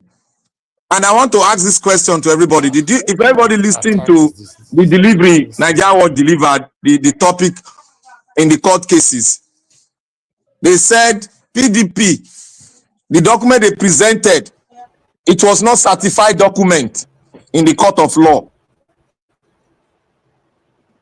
Who said that? Who said that? Is it the judges or what? We have to wait for that now. It's still. No, can anybody hear me? Now we can hear you. You are welcome. Please, hello. Please, since I'm talking, everybody mute. Let's end the show. My network is failing, please. Thank you, everybody. I appreciate you all. I wanted to play a video to tally what Mr. I don't know if you guys are hearing me anyway. There's a video I wanted to play to tally what Mr. Jonathan was saying. You know, we are hearing you clearly. Oh, wonderful. You know, there's a video that I wanted to play, but I don't understand what is going on here. The hearing of the Oh, you forgot your watch. Okay. Mute yourself now, Black Panther, please. You can't forget your.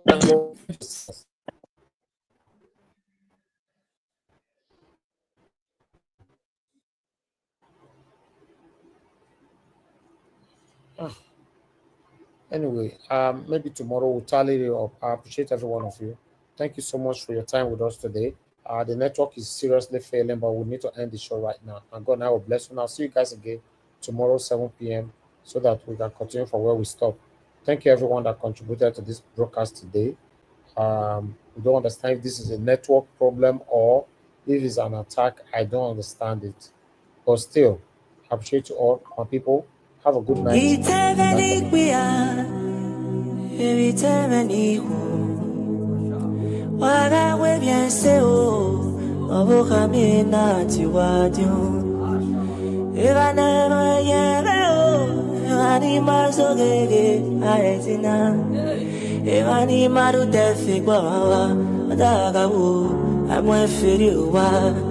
And I can't get no got so back home. Oh, son, I get it. And I can't get no got you now. Don't know, yeah, oh, Sagu, man, back home. Even fool, we be dead. You're quite on ya, okay. You can have your heart and my money day. Imie bakome osenina popebe shebako u amie bina mai miene gegi popebe krisati no ben o piano neyo negi go no ma ono negi igu sebu emujuwa akona na do vefe iba ko ave sefe aji una ya de na bona na ito egbe itene pia itene ku waga we bien se o no bu kamina tiwajo o osagu me ni mi o no ma mi o agite ojo osagu me ni mi o no ma mi o agite ojo itene ni